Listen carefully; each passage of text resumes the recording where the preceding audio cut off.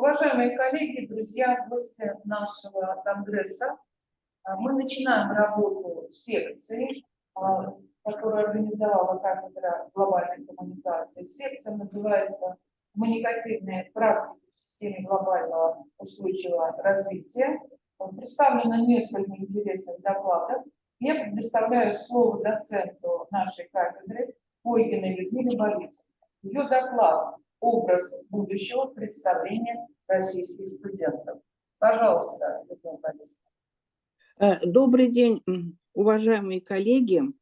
Да, мой доклад «Образ будущего. Представление российских студентов». Я хочу сказать, что здесь собран материал, который были проведены исследования, и эти исследования были проведены по многим вузам России, начиная от Кубанского государственного университета, заканчивая Дальневосточным федеральным университетом. И вот была собрана информация, и вот какая-то квинтэссенция этой информации я вам хочу представить. В настоящее время в молодежной среде общий тон задают поколение миллениалов, которые в силу объективных условий формирования, исторических событий, значит, повсеместное распространение интернета, доминирование социальных сетей, социализации в новых социально-политических реалиях существенно отличается от предыдущих поколений.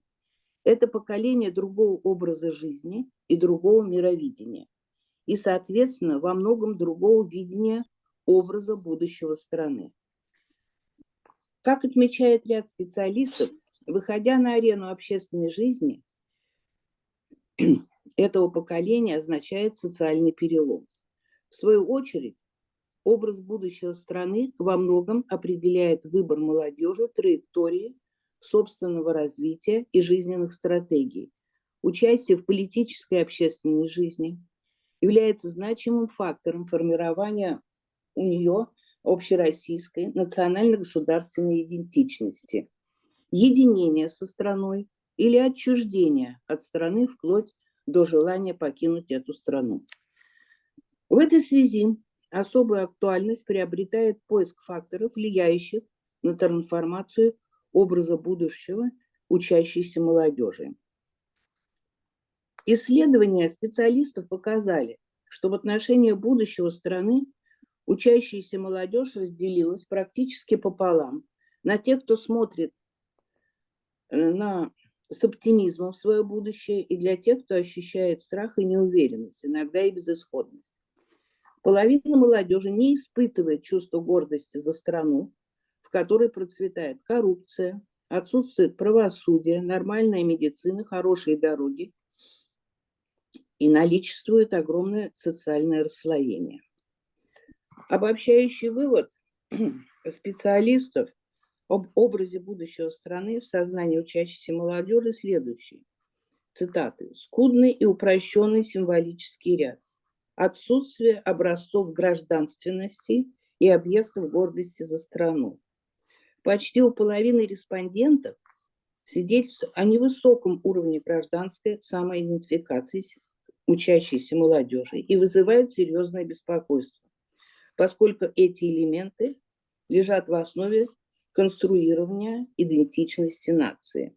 С другой стороны, исследования других авторов также свидетельствуют о следующем, что в сознании взрослой части населения России образ страны и его будущего в целом скорее позитивный, чем негативный. Соответственно, желаемый образ страны – это видение будущего молодежи через призму своего «я», своих потребностей, интересов, ожиданий, идеалов и ценностей. Современная Россия в осознании студентов – это страна со множеством нерешенных проблем. Были проведены исследования на протяжении 4 лет, начиная с 19 по 22 год. И вот это негативные высказывания, тональность негативных высказываний за последние 4 года особо не изменилась. А изменилась, скорее всего, их направленность. Направленность. Ожидаемо стали чаще обсуждать нерешенные социальные проблемы. Что пишут студенты? В первую очередь важно, что государство стало социально ориентированным, чтобы оно думало в первую очередь о своих гражданах. Чтобы мы могли гордиться своей страной, нужно, чтобы все проекты, которые заявлялись, красивые цели и задачи, реализовывались в жизни. Вот пишет студент из Воронежа. Необходимо уделять большое внимание социальной сфере и так далее. Исследования показывают особое внимание студентов к необходимости обновления технологической базы российской экономики. И это особенно очевидно стало во время пандемии, когда работа и учеба в удаленном режиме актуализировали в сознании студентов проблемы цифровизации как одной из наиболее важных составляющих перехода экономики на новые рейсы. Опять же, какое мнение высказывается конкретно, цитаты студента из Москвы пишет: уйти от сырьевой экономики, перейти к информационным ресурсам и экологическим проектам, которые наиболее перспективны и к которым движутся мировые тренды. Должны быть улучшены процессы трудовой деятельности, связанные с цифровизацией. Переход трудовой деятельности в интернет, развитие удаленной работы было бы удобным для некоторых слоев населения, пишет молодой человек из Ярославля. Должна произойти полномасштабная цифровизация, и этому должно способствовать государство. Некоторая часть студентов, правда, идет дальше и связывает успех процесса цифровизации при условии, если последуют такие правильные сдвиги в экономической политике. Эти высказывания, наряду с приведенными выше высказываниями, показывают настрой молодежи на глубокие перемены и обновления страны. Большая часть современной молодежи считает, что Россия является великой державой. И вот здесь приводятся яркие высказывания по этому поводу. То, что Россия не великая страна, не укладывается в моей голове. Это абсурд. Исторический опыт показывает, что Россия не может сломаться, даже если все будет плохо.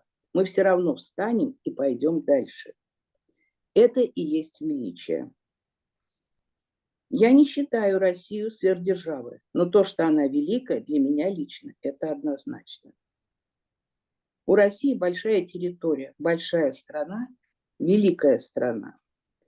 Мне кажется, пишет студент из Воронежа, у нас самый большой исторический опыт. Я не могу сказать, что Россия не великая страна. Для меня это оскорбительно. Как видно из приведенных высказываний, величие России базируется в основном на прошлом и на данном ей природой, то есть полезные ископаемые, географическое положение. Из настоящих достижений достоинство величия это сравнительно часто называется военная мощь и человеческий капитал. Говоря о внешнеполитической проекции образа будущего России, большинство студентов считают, что интеграция в европейское сообщество невозможна в силу различия менталитета россиян и европейцев. Ребята подчеркивают, у нас слишком большой культурный разрыв, ибо их повестка дня нам реально чужда, и нам придется менять себя, чтобы стать ими.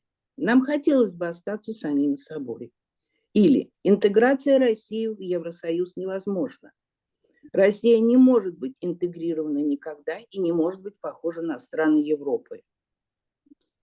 К сожалению, не представляется возможным интеграция России в Евросоюз, поскольку существует разница менталитета, разные взгляды на государство, разные взгляды на устройство.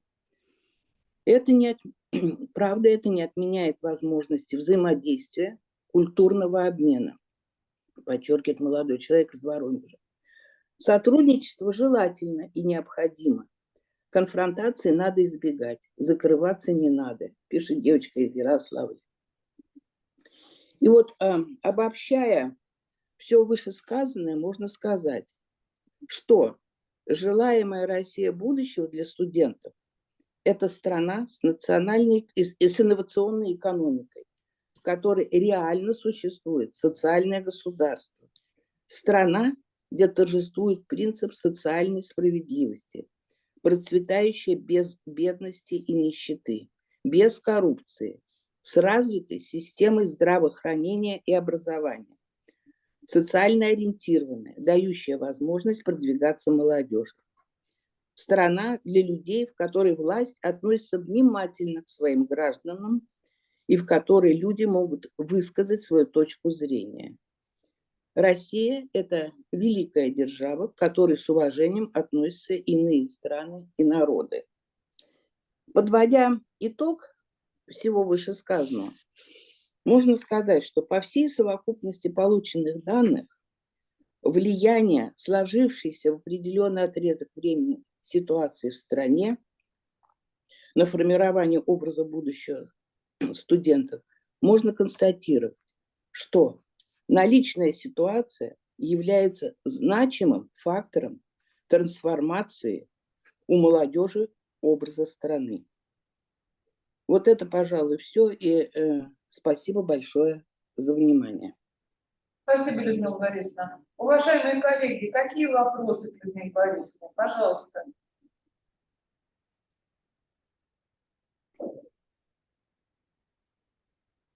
Так, ну пока думают, Людмила Борисовна, я задам вопрос. Да, пожалуйста. Дали, конечно, достаточно интересный развернутый анализ, тем более, что он на конкретной социологической базе исследований. Вот как бы вы могли подытожить, каковы основные особенности современного российского студенчества? Мы с вами помним себя студентами, мы видели студентов, скажем, там, конца 20 века, а вот современное студенчество, чем оно принципиально отличается?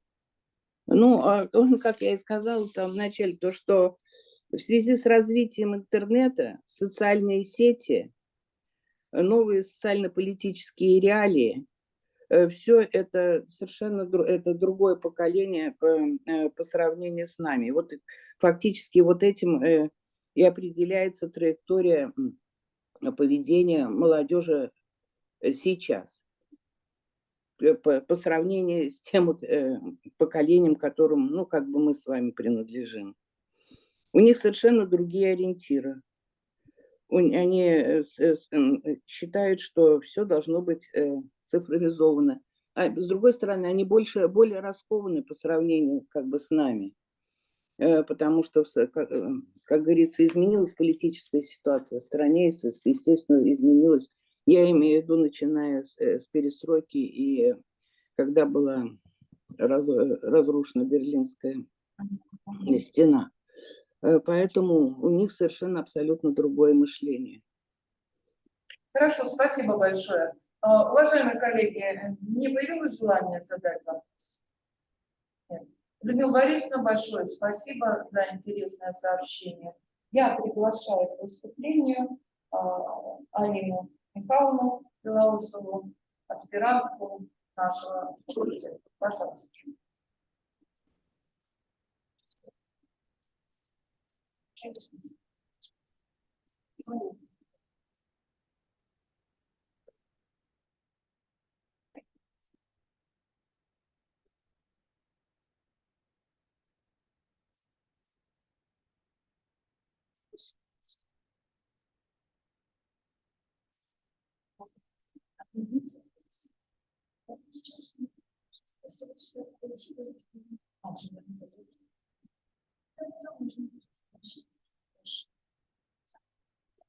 Да. Ну, потому что вам же поставьте свою.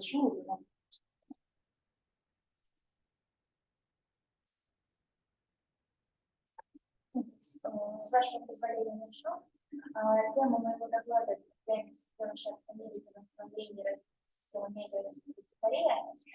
Для начала хотелось бы кратко дать понятийный аппарат, то есть те термины, которые будут активно использоваться при данном докладе, в первую очередь система медиа, под ней подразумевается совокупность различных ресурсов, каналов, носителей информации, которые все вместе образуют единую систему, позволяющую генерировать те или иные медиапродукты. И в свою очередь вот эта вот система медиа, она подразделяется на подсистемы. Это информационная, коммуникационная, редакционная и аудиторная подсистема. Информационная – это непосредственно сама информация, которая публикуется, редакционная подсистема – это та редакторская работа, которая проводится в той или иной медиаорганизации. Организационная подсистема – это сам процесс организации подачи информации и трансляции ее в медиапространстве, доведения информации до аудитории. И аудиторная подсистема – это та самая работа с аудиторией.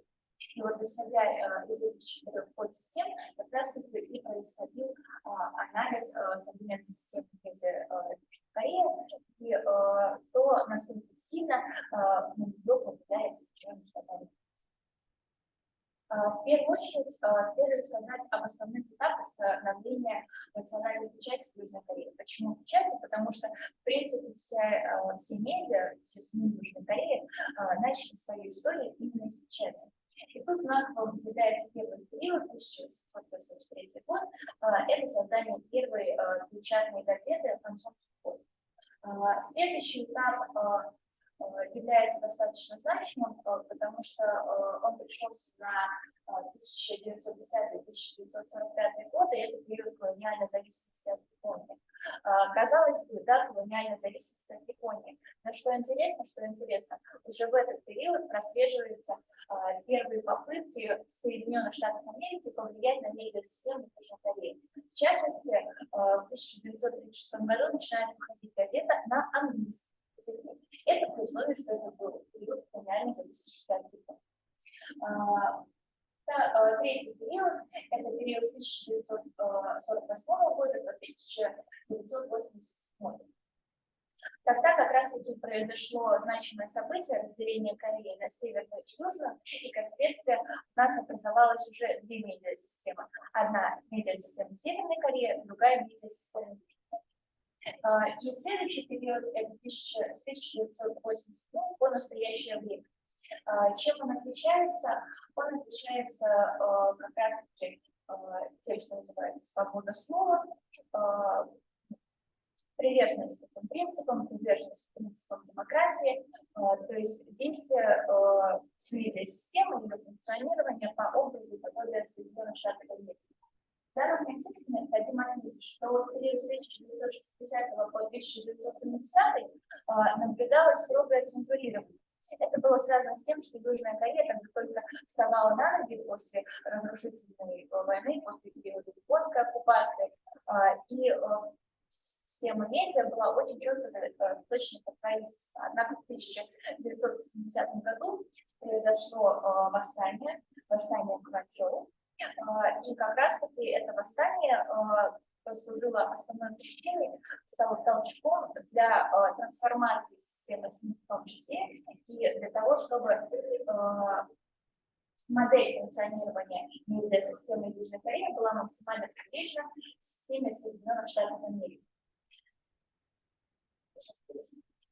Чем отличается современная система медиа Южной Кореи?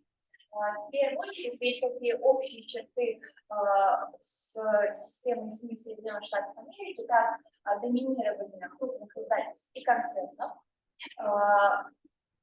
Это традиционная особенность современной не только медиа-индустрии Южной Кореи, но и, в принципе, бизнеса Южной Кореи. Существует так называаемая система Чеболь. Чеболь, по сути дела, это очень крупное предприятие, которое весь менеджмент, высший менеджмент которого строится вокруг семьи. То есть члены одной семьи являются по факту главными управленцами того или иного предприятия. Эта система Чеболь, она актуальна как для таких индустрий, как электроника, техника, допустим, крупнейшие концерны Hyundai, Samsung, это те же самые представители системы Чеболь. Точно так же эта система проникла и в медиаиндустрию. Следующая тенденция, она общая, она глобальная, идет по всему миру, это измерение читать старой истории, печатным периодическим изданием. Надо отметить, что исторически так сложилось, что Корея является очень читающей страной, однако сейчас современное поколение отдает предпочтение прослушиванию различных подкастов, чтению социальных сетей и так далее. То есть традиционным печатным изданиям со стороны молодежи уделяется все меньше внимания. И сказала сейчас про подкасты, это уже уникальная особенность Южной Кореи. Дело в том, что в Южной Корее существует две крупнейшие системы подкастов, Папа и Синемайс, и они функционируют наподобие русской системы Телеграф. То есть это ежедневно выходящие новости по совершенно разным подборкам, и зачастую эта система подкастов гораздо более популярнее и авторитетнее в качестве новостного истории, чем даже традиционно большие издания. Также существует тенденция возрастания спроса на аудиовизуальный и цифровой медиаматериал. И поскольку Южная Корея очень активно развивает именно цифровые технологии, они проникают даже в такие индустрии, как развлекательная индустрия, шоу. Если посмотреть корейские музыкальные клипы, то очевидно очень тесное сотрудничество как раз-таки с различными анимационными агентствами, то есть большое внимание вот этой цифровой картине. И вот эта вот тенденция, она очень явно прослеживается в медиа, потому что оформление публикаций, преподнесение материала, все это очень тесно интегрировано с ярким аудиовизуальным преподнесением. Следующая особенность – это относительно негибкость политических изданий на фоне хронической нестабильности политических структур. Хотелось бы прокомментировать этот пункт. Дело в том, что так исторически сложилось, что определенные издания закреплены в Южной Корее за той или иной партией. Если в правительстве власть достаточно стремительно переходит от одной партии к другой, то издания, они остаются закрепленными за той или иной партией и очень медленно меняют свою политическую повестку. И, наконец, акцентирование внимания информационной повестки на внутренних новостях. Если проанализировать те публикации, которые выходят в Южной Корее, то очевидно преобладание именно новостей, которые касаются исключительно южнокорейской проблематики. Также это уже интересно в контексте влияния Соединенных Штатов Америки. Если посмотреть на те новости по внешнеполитическому курсу, по внешней политике, того, что касается окружающего мира, то они во многом схожи с теми новостями, которые публикуют Соединенные Штаты Америки. Даже более того, Йонхап – это основное информационное агентство Республики Корея, которое было создано в 1980 году, кстати, не без вмешательства Соединенных Штатов Америки, и которое с 2003 года является официально основным поставщиком имиджа Южной Кореи в другие страны. Об этом свидетельствует соответствующий указ, принятый правительством. Если проанализировать манеру преподнесения новостей, методологию освещения, а также даже само оформление постов, если уже не говоря про их содержание, то очевидно взаимодействие и даже определенное кодирование с материалов Associated Press. Вот на этом графике как раз-таки отражена тенденция, какие медиа наиболее популярны в Южной Корее. И вот эта вот последняя статистика за 2023 год по поводу самых популярных уже социальных сетей. Что тут хотелось бы отметить? Помимо традиционных какао-толк, это исконно-корейская социальная сеть. На втором месте находится Инстаграм, потом Фейсбук и Твиттер. То есть это американские социальные сети, которые были созданы в Америке и активно транслируют американскую позицию по различным информационным проблемам. И резюмируя все вышесказанное, то можно сказать, что система медиа южнокорейская даже структурно перекликается с медиасистемой США, потому что в Соединенных Штатах Америки точно так же преобладают большие медиаконцерны, которые, по сути дела, диктуют информационную повестку. Как уже было отмечено выше, Соединенные Штаты Америки начали оказывать влияние на корейские СМИ еще во времена японской оккупации. Демократическая повестка, которая сейчас очень явно прослеживается в южнокорейских СМИ, начала набирать обороты еще с конца 1970-х годов и вылилась в начало новой эпохи современного этапа развития медиа Южной Кореи. И, наконец, последнее, то есть методология защиты новостей, методология работы с информационными поводами, точно так же основывается на американской школе и на американских подходах. Думаю, у меня были выше. Спасибо большое за Спасибо. Какие вопросы? Пожалуйста, коллеги. Ирина Михайловна, вы часто пользуетесь понятием система медиа.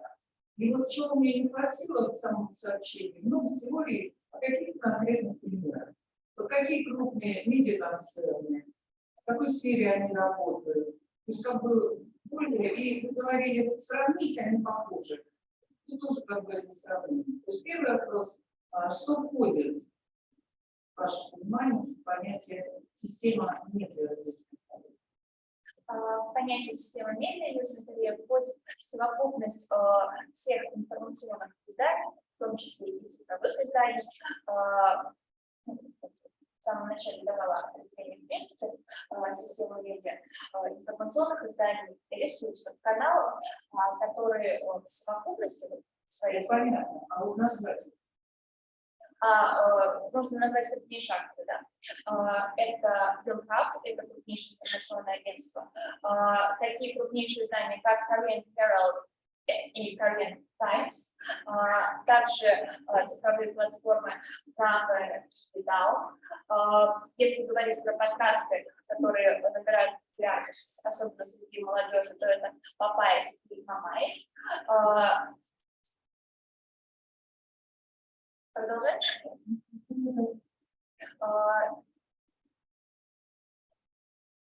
Так. То есть сейчас я озвучила по пунктам крупнейшие издания Korean Herald и Korean Times. Цифровые платформы — это Nava и DAO. Подкасты, про которые говорила Папайс, Мамайс, и Filmhub — это как раз таки информационное агентство. То есть если так разложить по основным структурам, будет самое крупное. Хорошо, спасибо большое. Есть еще вопрос? У меня есть вопрос. Не знаю, может быть, вам он не очень сильно понравится. Вопрос у меня такой. Я знаю, что вы давно занимаетесь Кореей, Южной Кореей, вы в полном посещении. Мое мнение, что ей удалось создать имидж, который реально не соответствует ее размеру и ее реальному потенциалу. И в таком случае у меня возникает вопрос, откуда деньги на все вот эти проекты. Я не верю, что их можно генерировать внутри Южной Кореи. Ну, тут можно ответить. Извините, звучало так немножко резко. Сходите. Официальной статистикой, если говорить именно про информационную отрасль, то благодаря кредитам, предоставляемым в Соединенных Штатах Америки, прибыль, но только за один год, допустим, с 1988 по 1988, выросла на 23,4%.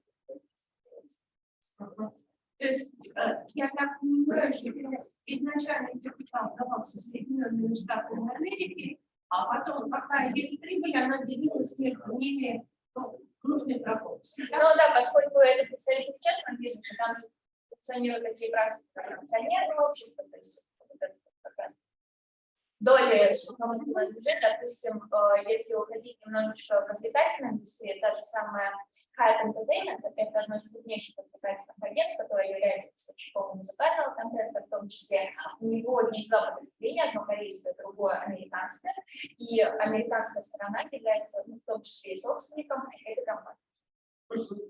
И мы можем из этого заключить, что американское влияние крайне сильно во всех сферах коммуникативных отношений на территории Южной Кореи.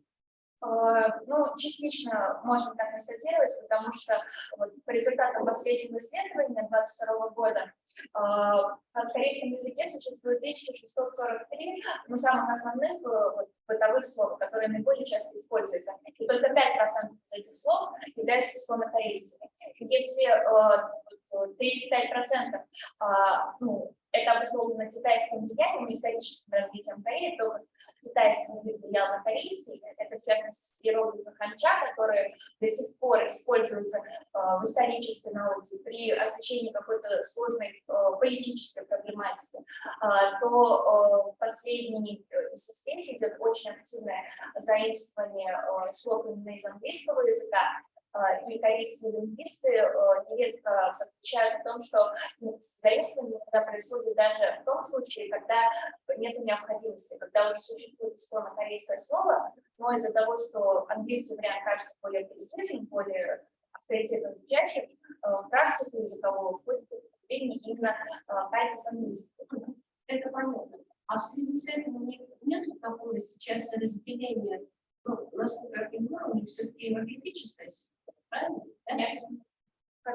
Алфавит, да? А скажите, пожалуйста, вот эти слова, которые приходят отдельно в механизм, они же каким-то образом подстраиваются под грамматические правила корейского языка? Или они немножко существуют в таком отдельном статусе? Нет, они подстраиваются под грамматические правила, то есть очень так изменяются язык. Правила, ведь там просто правильная расстановка предложения, последовательность расстановки. Не совсем, там точно так же есть изменение окончания в зависимости от времена, да. Точно так же есть падежи, как и в русском языке, в зависимости от того, кто тоже меняется окончание. Вот.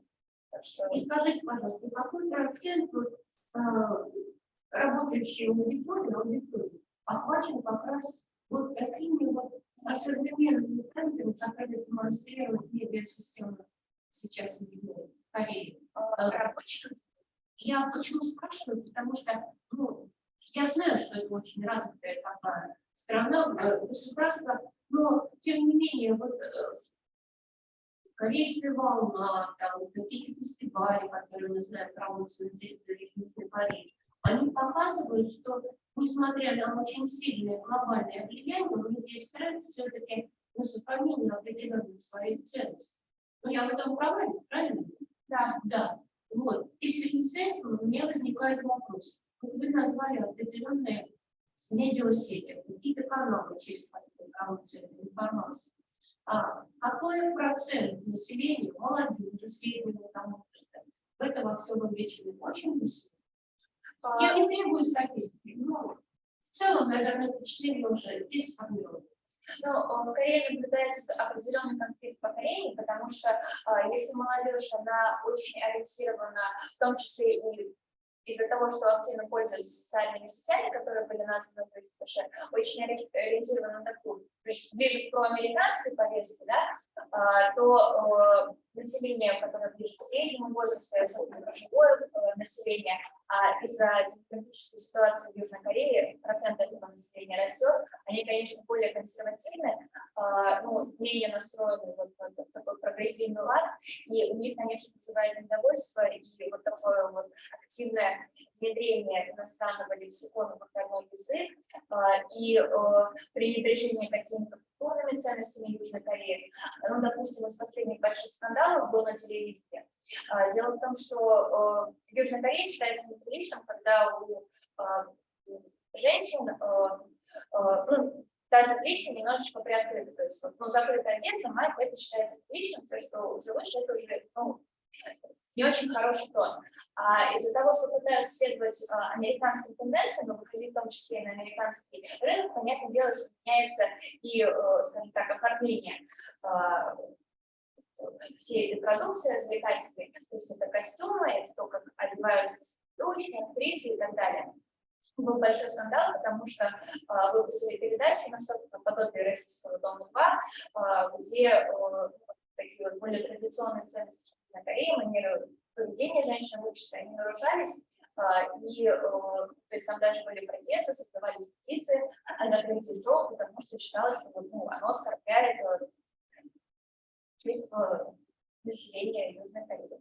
То есть подходы Ксении Собчак и туда проходят. Последний вопрос, который очень часто, в том числе, задают, когда мы обсуждаем всевозможные там темы гендера и так далее и тому подобное. И когда мы об этом говорим, всегда в соответствии с информационным пространством возникает следующий вопрос. Не следующий вопрос, говорим о том, что на самом деле Южная Корея является меккой для пластических операций, которые многие девушки в своей жизни делают 20, 30 и больше. Вот. Точно такой же меккой пластических операций в другом полушарии у нас является Бразилия. Вот. И, насколько я знаю, там есть определенные даже целые каналы в социальных сетях, которые пропагандируют изменение внешности под разные стереотипы. Это тоже как бы элемент вот такой медиакультуры. Насколько вот это распространено, потому что когда я вижу страшную, бесстрашную, с моей точки зрения, не надо ничего делать со своей внешностью девушку, которая для того, чтобы стать такой знаменитой кинозвездой, 30 после делала пластических операций, у меня просто возникает определенный шок. И китайцы, которые приезжают, они обычно тоже говорят о том, что хорошие девушки корейские жениться надо, потому что своих не хватает, но они такие искусственные. Вот в связи с этим, насколько вот это все проникло в медиапространство? Это очень активно проникает в медиапространство, и по большому счету вот, внешность, то, как человек выглядит, это играет одну из решающих ролей, почему они могут предоставить работу на том или ином канале или не могут.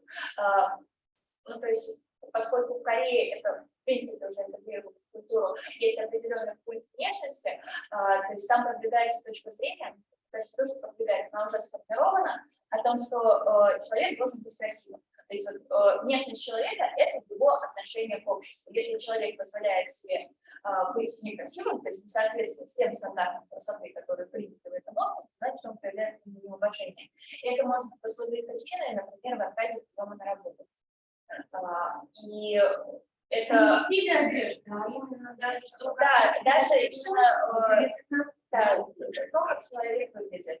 Поэтому при подаче заявки о приеме на работу обязательно прикрепление своей фотографии, при собеседовании, и об этом свидетельствует, какие ребята интервью, и в принципе отзывы даже иностранцев, которые посещали Южную Корею. То есть на собеседовании вам могут задать вопрос, а вы не планируете сделать себе ринопластику? То есть это реальные случаи, которые происходили.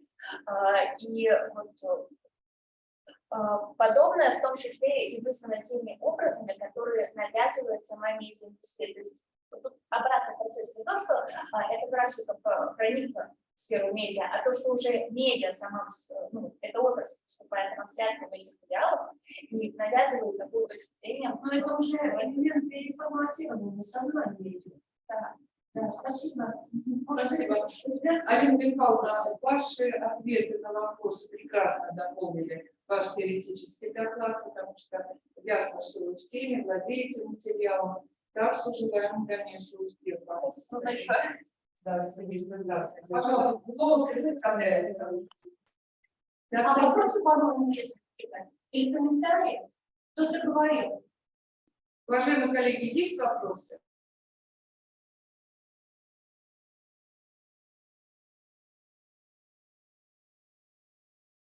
Задача глобальной коммуникации Корниенко Ольги Юрьевны.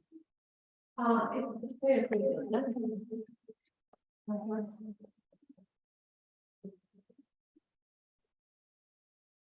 Куда вставлять? Много нет.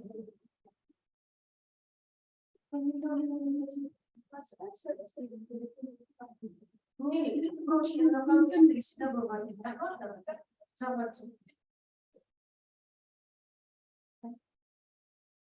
Так, хорошо. Тема моя, я вот пока здесь налаживаю, я немножко скажу. Такой фон будет идти. Чего надо?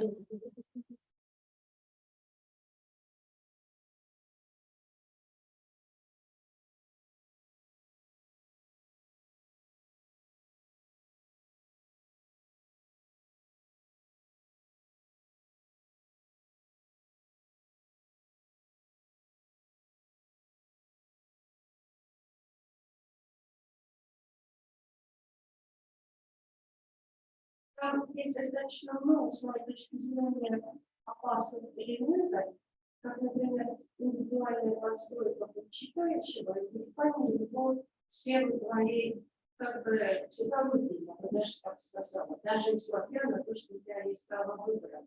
Это с одной стороны, с другой стороны, безусловно, когда я, допустим, вот даже своих студентов, которые у меня здесь находятся, составляю делать какие-то презентации по кейсам, мы их делаем. Тем не менее, для того, чтобы хорошо осмыслить ситуацию, информации бывает часто недостаточно.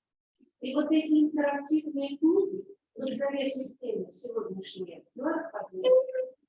потом возможность переключения туда, в самом, может быть, примитивном виде, каких-то дополнительных раскладов или дополнительной информации, они предоставляют нам очень большое поле деятельности. Я внимательно смотрела, готовы уже, да? Да, интерактивная книга, так и называется, интерактивность. Может, я сама еще. Это у меня и здесь будет, и тут, да? Хорошо, отлично. Это у меня, это мое?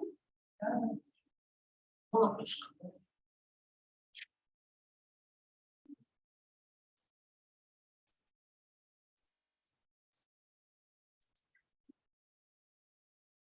Видно, да? Да. Отлично. Теперь я постараюсь сделать видящую. Слайд-шоу наш видите? Да, слайд-шоу. Создать слайд, я уже не видите слайд-шоу. Где?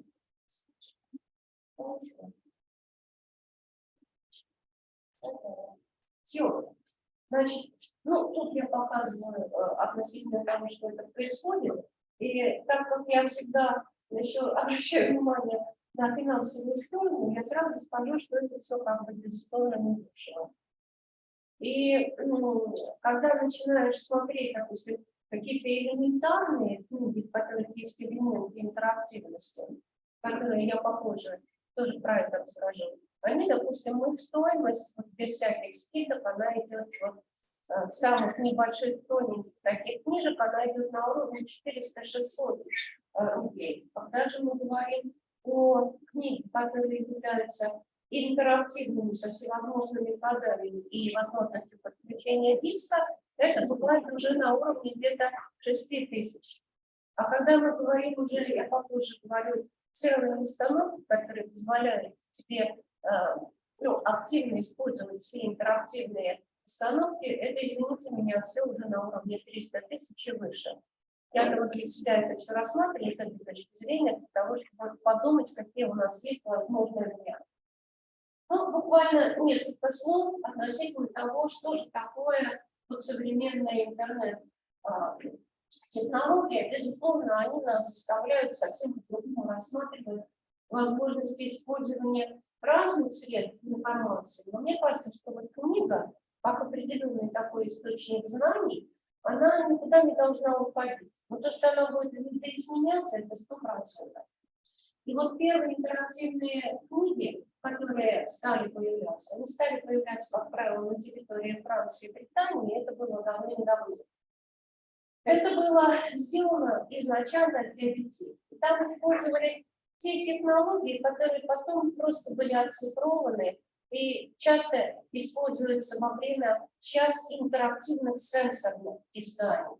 Это, например, возможность всплывающих определенных окошек, щелкающих вставок, театр теней, который, между прочим, вот, когда я буду вам говорить, показывать дальше достаточно интересную такую вещь, которая называется у нас сенсес и бризы. Вот. Они используются, вот этот театр теней, почему? Потому что очень сильно эмоциональным таким обладают настроем, накалом. И всевозможные интерактивные энциклопедии. Почему? Потому что вот эта возможность всплытия дополнительной информации, которая дает вам не просто какой-то вот такой маленький калейдоскопный срез, а более-менее такую нормальную мозаику, ну пусть не полную, но тем не менее определенную мозаику, он очень-очень важен. Ну, вот здесь я даю вам один из таких замечательных примеров, но, может, это не относится к той информации, которая у меня здесь дана. Почему? Потому что, на самом деле, это из более современных таких изданий, но, тем не менее, мы понимаем, во-первых, что, к сожалению, сейчас вот эту нишу оседлали не те, кто хочет реально давать какие-то знания и вести по лабиринту знаний. Пока это все делается на уровне использования популярных жанров, как, например, там, хоррор, как фэнтези какое-то, еще что-то. Но, тем не менее, в принципе, это может использоваться и как своего рода квест, своего рода выбор последовательности определенных событий, определенных концовок, но в той сфере, которая вам интересна. Либо в понимании какого-то исторического события, которое из-за множества разных интерпретаций не всегда становится сразу понятным. То есть, когда надо что-то проанализировать в широком аспекте таком, и потом прийти к выводу. Ну, в этом отношении я хочу сказать, что первые интерактивные какие-то книги, то есть это книги с множеством открывающихся дополнительных, как гармошка, сведений, они появились еще в 50-е годы. И, как ни странно, вот я говорила, родоначальники это французы-англичане, но они уже стали позднее появляться у художников Чехословакии, американских, немецких художников. Вот. И в том числе достаточно креативное издание, партия. И там мы положили такой пастор, который был вот автором нескольких книг, которые сейчас мы представим как такие вот спускающиеся или всплывающие авторские информации, но, конечно, это были вот такие поднимающиеся, опускающиеся такие окошки. И со временем американец уже перетащил этих ребят к себе, и тогда мы можем сказать, начался настоящий ренессанс этого всего производства таких интерактивных книжек. У нас не очень они распространены. Я о них узнала. Почему? Потому что в свое время мне попался в руки, как я потом обнаружила по очень высокой цене, интерактивный учебник английского языка, когда были всякие всплывающие там подсказки относительно того, как правильно вам сделать выбор одного или такого варианта. И было это в 2011 году, и тогда меня уже поразила эта высокая стоимость книги лондоновского издания. Стоило тогда вот это, вот, если ты покупаешь этот диск, который не связывается через интернет, это стоило 112 тысяч рублей. Ну, сейчас мы, конечно, можем это примерно для себя увеличить, чтобы мы поняли, что это не дешевая пока технология. К числу таких же вещей относится интересная вещь, такие называются так называемые книги. Если вы посмотрите внимательно, вот у нас написано 100 голосов. Что означает, ну, например, это у меня, скажем, не совсем наше издание, это издание не нашей аудитории, не студенческое, это вот оно больше подходит для детей, но тем не менее, там у вас есть возможность в данном случае не только как бы визуализировать картинку какого-то определенного животного, но также и те звуки, которые это всегда сопровождают. Интересная такая вещь, но точно так же я увидела по высокой достаточно стоимости сейчас продаются подобного рода музыкальные книги интерактивные, в которых, допустим, Чекучек вот точно так же у нас представлен в виде интерактивного издания, когда вы можете к определенной картинке, к определенной сцене выбрать музыкальное сопровождение. Это вот один из вариантов, это музыкальные книги. Но это вот постепенно эти интерактивные издания, они прошли длинный такой путь. Сейчас уже, кроме всплывающих подсказок или вот таких вот каких-то клипов, которые всплываются, у вас есть возможность некоторых путей компоновки сюжета со своими собственными концовками. Это как бы вот важная вещь, когда нас подключают вот именно в интерактивное общение. Далее уже возникают интерактивные сенсорные, но это уже мультимедийные системы с самыми широкими возможностями. И вот одно из первых здесь было интерактивное издание по сериалу «Черное зеркало», когда вы могли не просто ориентироваться на тот сюжет, который был в этом сериале «Черное зеркало», но и предложить свое развитие сюжета. То есть, вот, но когда я говорю о том, что есть плюсы и есть минусы, я в данном случае как раз имею в виду этот вариант, потому что развитие сюжета вы можете себе позволить самое смелое, иногда даже не самое разумное, иногда может быть даже какое-то опасное. Но другой вариант, когда вы можете внутри этого интерактивного общения выстраивать свой нарратив с порядком следования абзацев и глав, он может казаться интересным, потому что когда вы меняете порядок смысловой компонентки, вы совсем по-другому можете представить происходящее событие. Вот это то, что стоит 300, 400, 500, 600 тысяч. Это у нас интерактивная сенсорная книга. Ну, вы наверняка такие вещи видели в некоторых хороших музеях, таких качественных там и так далее.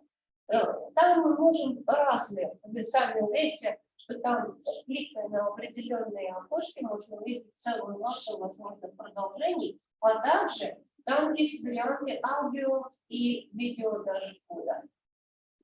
Вот сейчас интерактивные книги, которые у нас активно пропагандируются буквально в данный момент, эти вот, то есть я смотрю, наши издания тоже активно уже в это включились.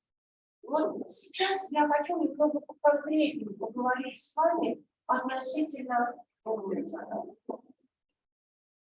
тех возможностей, которые сейчас есть у цифровой литературы. Вот здесь у меня пишется, я написала о том, что есть определенные интерактивные приемы, которые, с моей точки зрения, достаточно опасны. Вот издание Netflix выпустило такой спецсериал Бранда Шмидта на основе этого сериала «Черное зеркало». И в нем зритель принимает решение за героя. Множественные варианты развития сюжета. И при словах, как бы, когда мы говорим про Шмидт, у всех, кто этим занимается, возникают другие интерактивные романы, которые появились во второй половине 90-х годов, это так называемый Милорада Павича, казахский словарь, модель для сборки 62 Юлия Корсава. Когда вы самостоятельно выбираете порядок глав, вы можете даже написать сами концы. Но, конечно, самый интересный момент появился тогда, когда расширились возможности вот таких сенсорного арсенала. И тогда, когда я говорю про мистическую повесть дыхания. И почему я говорю, что есть определенная опасность? Потому что когда вы начинаете что-то переделывать под себя, но при этом изначально заданный трек, он, скажем, немного мистический, это всегда, мне кажется, опасно. Ну, по крайней мере, я вот так думаю. Вот мистическая повесть дыхания будто бы действие происходит в вашей комнате. Сейчас мы посмотрим другие моменты, вы тоже почувствуете, в чем здесь могут быть проблемы. Вот главная героиня по имени Флоренс Блум, она рассказывает о тех голосах, которые постоянно ее преследуют по ночам после смерти матери. И вот это уже особенности такого интерактивного общения. Если вы действительно имеете хорошую такую подставку для чтения, вы тоже будете слышать эти голоса. Я вам честно скажу, я слышала их как бы в таком демонстрационном варианте, такие деньги я не разорилась, я на это не пошла, но тем не менее, мне стало очень-очень даже не до себя. История развивается очень линейно. Для того, чтобы было все не так страшно, там появляется множество всяких игровых механик, визуальных деталей. Вот. Там даже можно на некоторых страницах повернуть ваш телефон так или иначе, вашу вот эту установку, которая стоит немного в другом ракурсе, и тогда вы увидите дополнительный текст. В том числе и самые голоса в темноте, которые могут даже идти в виде просто определенных кнопок. И вот очень часто, если вы реально переходите на интерактивное общение, у вас может появиться запрос доступа к камере, и затем, что удивительно, идет уже полное интерактивное общение, когда ваши интерактивные издания подстраиваются к локации и под читателя. Он вводит в ваше реальное время, вашу реальную погоду, ваши реальные геолокационные данные, то есть это места, названия ближайших улиц, заведений. Вы вроде идете так, как это происходит с американской героиней, но тем не менее все это идет вместе с вами. Но тут у вас возникает ощущение, что эти привидения, из повести, как вы уже знаете, где мы находимся и так далее и тому подобное. То есть я хочу сказать, что с одной точки зрения это интересная вещь, которая развивает определенные креативные представления, позволяет вам выходить за определенные фреймы и сценарии, а с другой стороны, безусловно, это и получение как бы наших реакций на определенные какие-то события.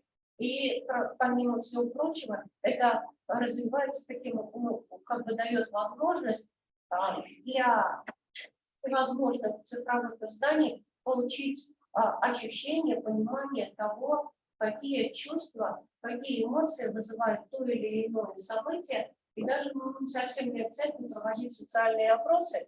Если активно вас подключать к такого рода интерактивному общению, то вполне возможно, там будет достаточно информации для того, чтобы на основании ваших реакций уже делать определенные выводы. Я не хочу это все затягивать, я просто, у меня еще есть про другие какие-то определенные студии. Но вот в заключение хотела сказать, что наша АСТ, Астрель, такое известное есть издательство в России, они тоже попытались, и они таким образом примерно лет 6 назад, наверное, попытались создать интерактивную книгу. Она была представлена интерактивная именно с дополнительными разворачивающимися событиями. То есть, когда вам говорят, допустим, о затерянном мире Конан Дойля, или, допустим, про собаку Баскервилли, это самое Конан Дойль, вам рассказывают, где находится, допустим, это графство, какие там особенности географии и всевозможных дополнительных исторических моментов там происходят.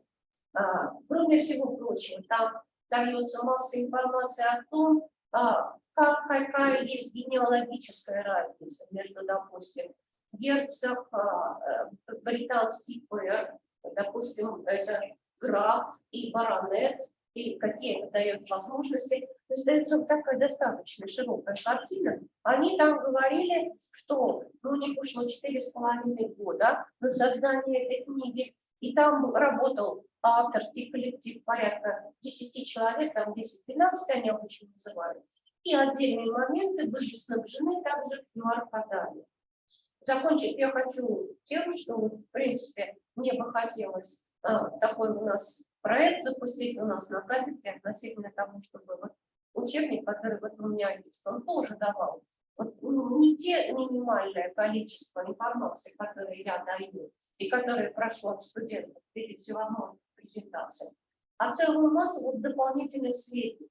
Потому что реальное понимание какого-то сложного такого кейса, события и предложения решений относительно того, как максимально лучше его было бы разрешить, оно возможно только с максимальным объемом информации, которую надо посмотреть. Часто не обязательно самому везде лезть, только отдельные моменты, возможно, для этого нужно будет, и потом проанализировать и решить.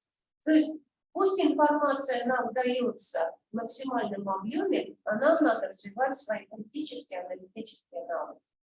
У меня все, если есть вопросы, я с удовольствием отвечу. Спасибо, Елена. Уважаемые коллеги, есть вопросы? Уважаемые студенты, да, пожалуйста.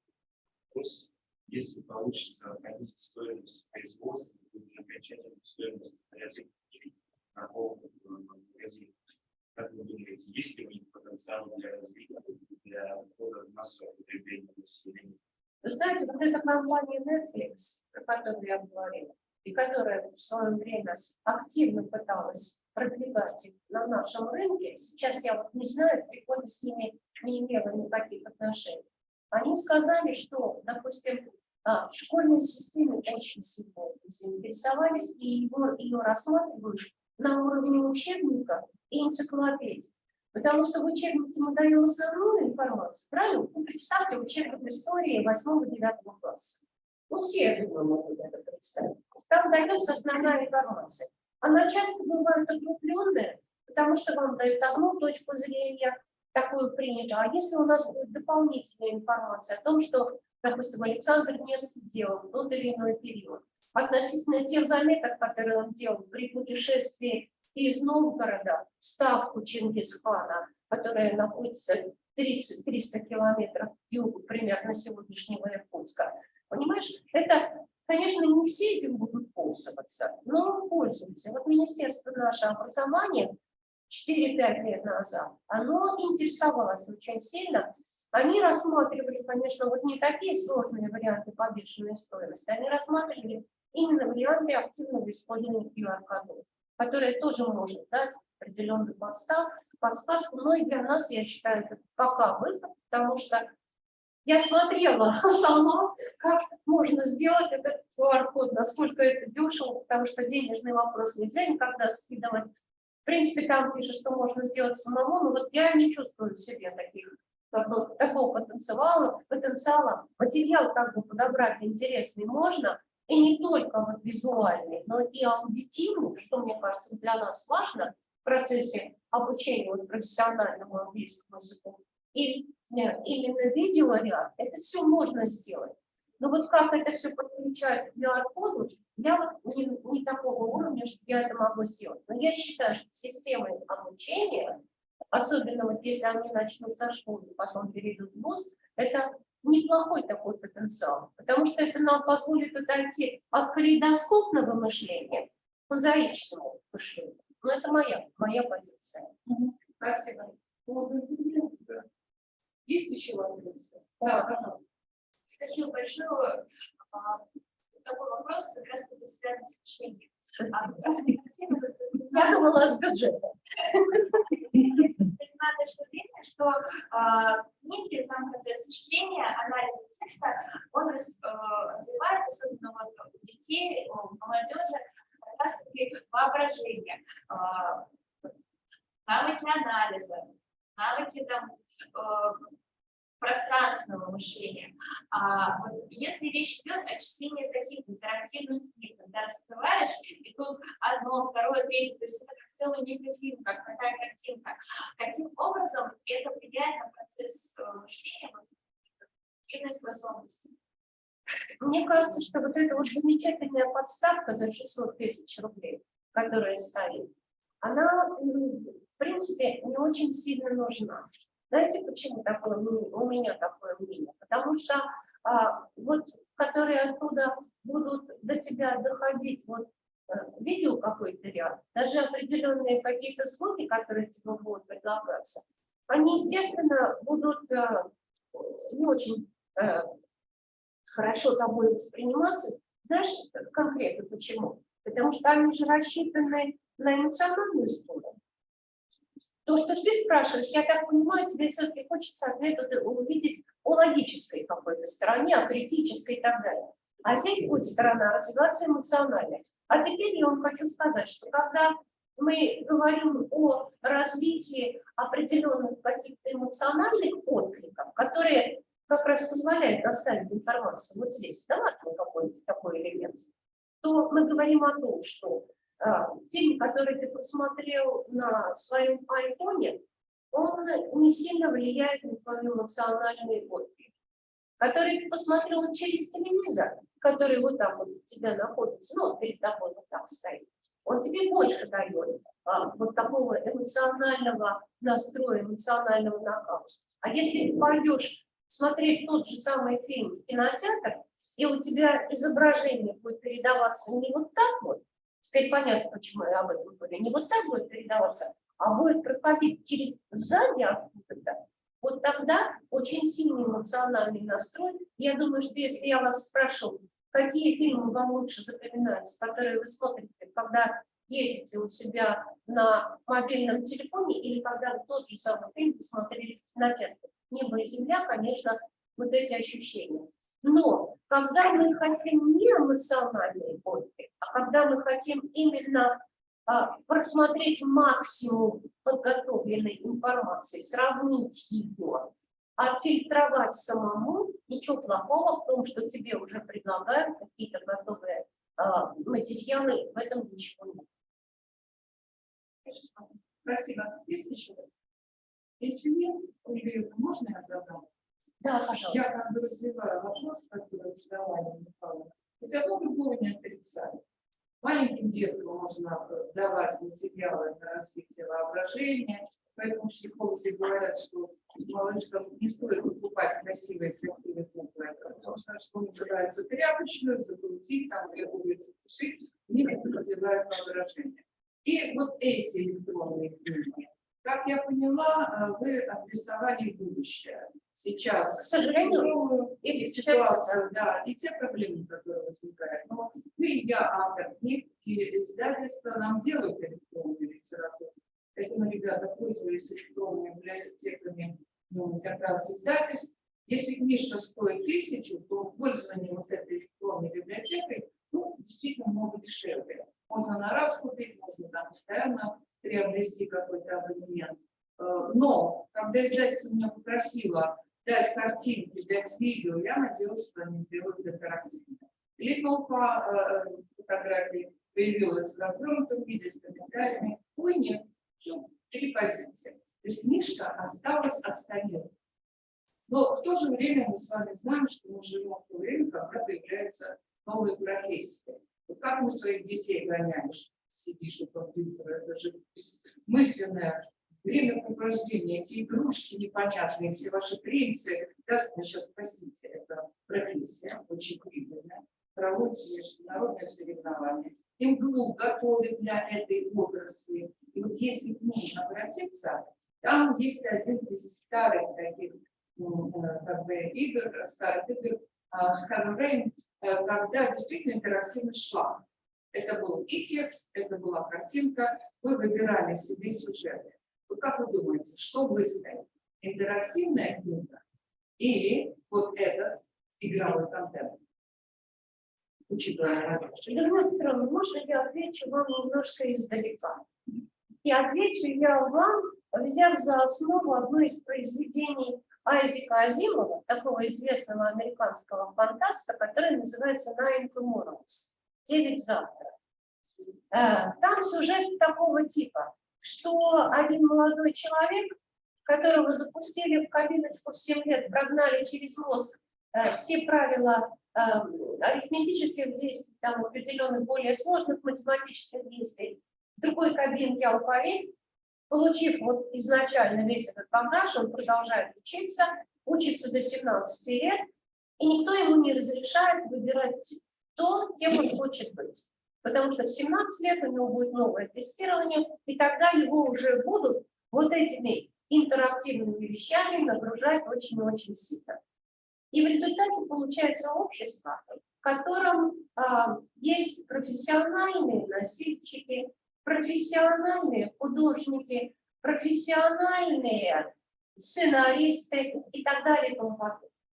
А те люди, которые возмутились против этой системы, их увозят куда-то на отдельный остров, садят, дают книжечки или медленно-медленно дают телевизионную картиночку. И когда задали вопрос, а что это такое? Я хотела быть профессиональным компьютерщиком, а здесь такую фигню мне в медленном темпе дают. Ему сказали, да, весь мир будет профессиональными специалистами в определенной области, но руководить ими, направлять их и составлять для них программы, которые они должны знать в своей профессии, будут вот такие специалисты, которые будут смотреть медленно, вдумчиво, книги и на экран телевизора. Очень спорная позиция. Спасибо большое. Есть еще вопрос? Ну, спорная, не спорная, но я ответила на ваш вопрос. Да, благодарю. Спасибо.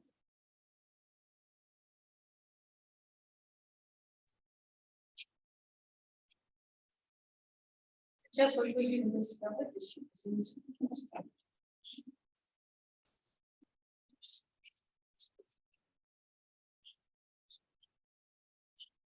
А как это?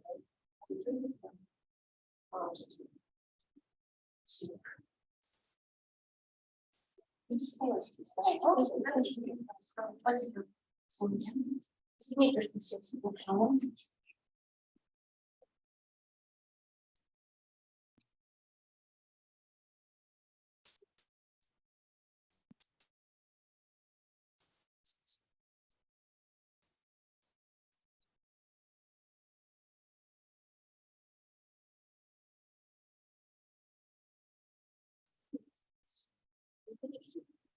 Уважаемые коллеги, уважаемые студенты, слушатели нашей секции, я предоставляю слово себе. Дорогой Людмила Петровна, заведующая кафедрой глобальных коммуникаций. Тема моего сообщения – риски коммуникативных практик в условиях цивилизации, которая сейчас испытывает вот эти процессы цифровизации. В выступлении Ольга Юрьевна уже коснулась тех проблем, которые возникают при чтении подобного рода книг, подключении к интерактивности. Я думаю, что практически со всеми рисками, здесь обозначенными в замечательной картинке, вы знакомы. Мы с вами подробнее рассмотрим коммуникативные коммуникационные риски. Что, собственно, происходит в современном мире? И согласитесь, что сейчас, когда прошла глобализация, прошли связанные с ней процессы, цифровизация уже, честно говоря, как-то навязла. Там, где происходит, появляются новые исследования, появляется очень много книг, направлений, где фактически пытаются эту цифровизацию разложить и посмотреть, каково ее механизм воздействия. Я напоминаю определение коммуникативных практик. Это, обратите внимание, что это привычные социальные действия, которые основаны на коллективном опыте и направлены на поддержание коммуникации. Эвристический потенциал коммуникативной практики состоит в том, что это своеобразная база для формирования сетевых интернет-сообществ и реализации тех практик, которые реализуются в этих сообществах. Вот далеко не полный список, вы можете увидеть, что сейчас, наверное, достаточно открыть интернет, написать слово «цифровизация», и выпадает огромное количество работ, авторов, которые рассматривают, и особенно в лингвистическом плане, и в жанроведческом, и дискурсивном, и философском плане. То есть огромное количество работ, которые фиксируют то, что цифровая трансформация коснулась всего общества в целом. И наша такая задача посмотреть, насколько это повлияло на нас. Потому что мы привыкли с вами говорить о том, что современная глобализация приводит через систему медиа, трансформацию системы медиа, появление глобальной деревни, где совсем иные используются средства. Вначале это были привычные для нас, сейчас это интернет и огромный спектр цифровых устройств, которые как раз влияют и на нашу культуру, и на наши вкусы, и влияют на наше мировоззрение. И порождается своеобразный разрыв. Вот, что это за разрыв? Когда современный человек все больше и больше погружается в это цифровое пространство, но этот цифровой мир еще до конца не сформирован. Мы не можем его четко показать, очертить или, по крайней мере, разграничить с нашим реальным миром. И более того, человек не всегда может управлять этой цифровой средой. Вот почему происходят эти изменения коммуникативных практик. Все, кто занимался межкультурной коммуникацией, помнят Пола. У Пола как бы основная идея состояла в том, что культура и ее изменения зависят от тех коммуникаций, которые существуют. И изменения коммуникации ведут к изменению культуры. То есть фактически они взаимосвязаны между собой. И как только мы вводим наши время коммуникации, новые, то происходит формирование и новой культуры, и цифровизация точно так же меняет. Ну, вот здесь как бы перечислены основные инструменты этих коммуникативных практик. Ну, прежде всего, это интернет-коммуникации, социальные сети, это различные онлайн-платформы для взаимодействия специалистов, для проведения видеоконференций. Вы помните, когда пандемия нас поставила перед выбором, и мы вынуждены были перейти на Zoom, ну, у нас не использовался видеомост, другие системы, а также различного рода онлайн-мессенджеры. То есть, как видите, количество инструментов велико. Я остановлюсь только на интернет-коммуникациях, потому что они как-то и были исторически первыми, и количество пользователей становится все больше и больше. Что происходит?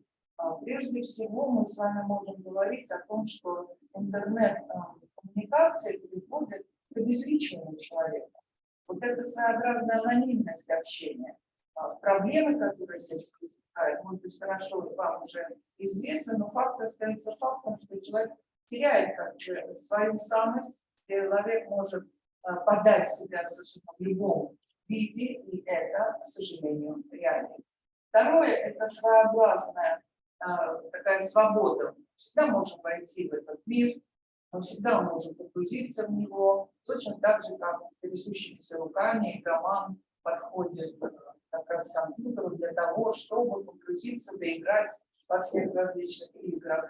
И у нас всегда это рассматривалось как вот ситуация такая, ну, ненормальная. Почему в реальном мире можете быть настолько удовлетворены своим поведением? Это лежит гораздо глубже, и это говорит о том, что человек обладает не только свободой выбора, но и определенной креацией. Я создал это. Этот мир отвечает всем моим интересам. Я могу общаться с теми партнерами, которые мне интересны. Неважно, где они находятся. В Австралии, в Штатах, в Африке или рядом в соседней квартире. Выбор здесь достаточно большой. И кроме того, меняется язык. Язык интернета крайне своеобразен. У нас долго говорили английский, но, извините, здесь появляется и редукция слов, и появляются различного рода смайлики, и свои специфические слова, которыми пользуются в определенных чатах. В чем состоят особенности? Я уже хочу особо подчеркнуть, что высокоскоростной интернет, он как бы снимает то, что было раньше, определенное ограничение. Вопрос-ответ. Мы контактируем как сидящие рядом друг напротив друга. Мы говорим о тех проблемах, которые нам интересны. Помните, в свое время был запущен чат рулетка, который позволял, как бы прокручивая, искать тех собеседников, которые интересны.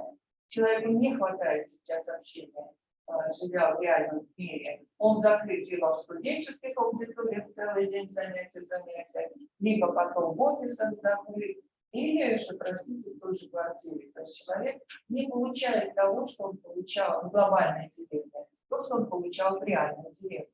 Выйдя на лавочку, можно было побеседовать не только о погоде в природе, но и обо всех жителях этой деревни.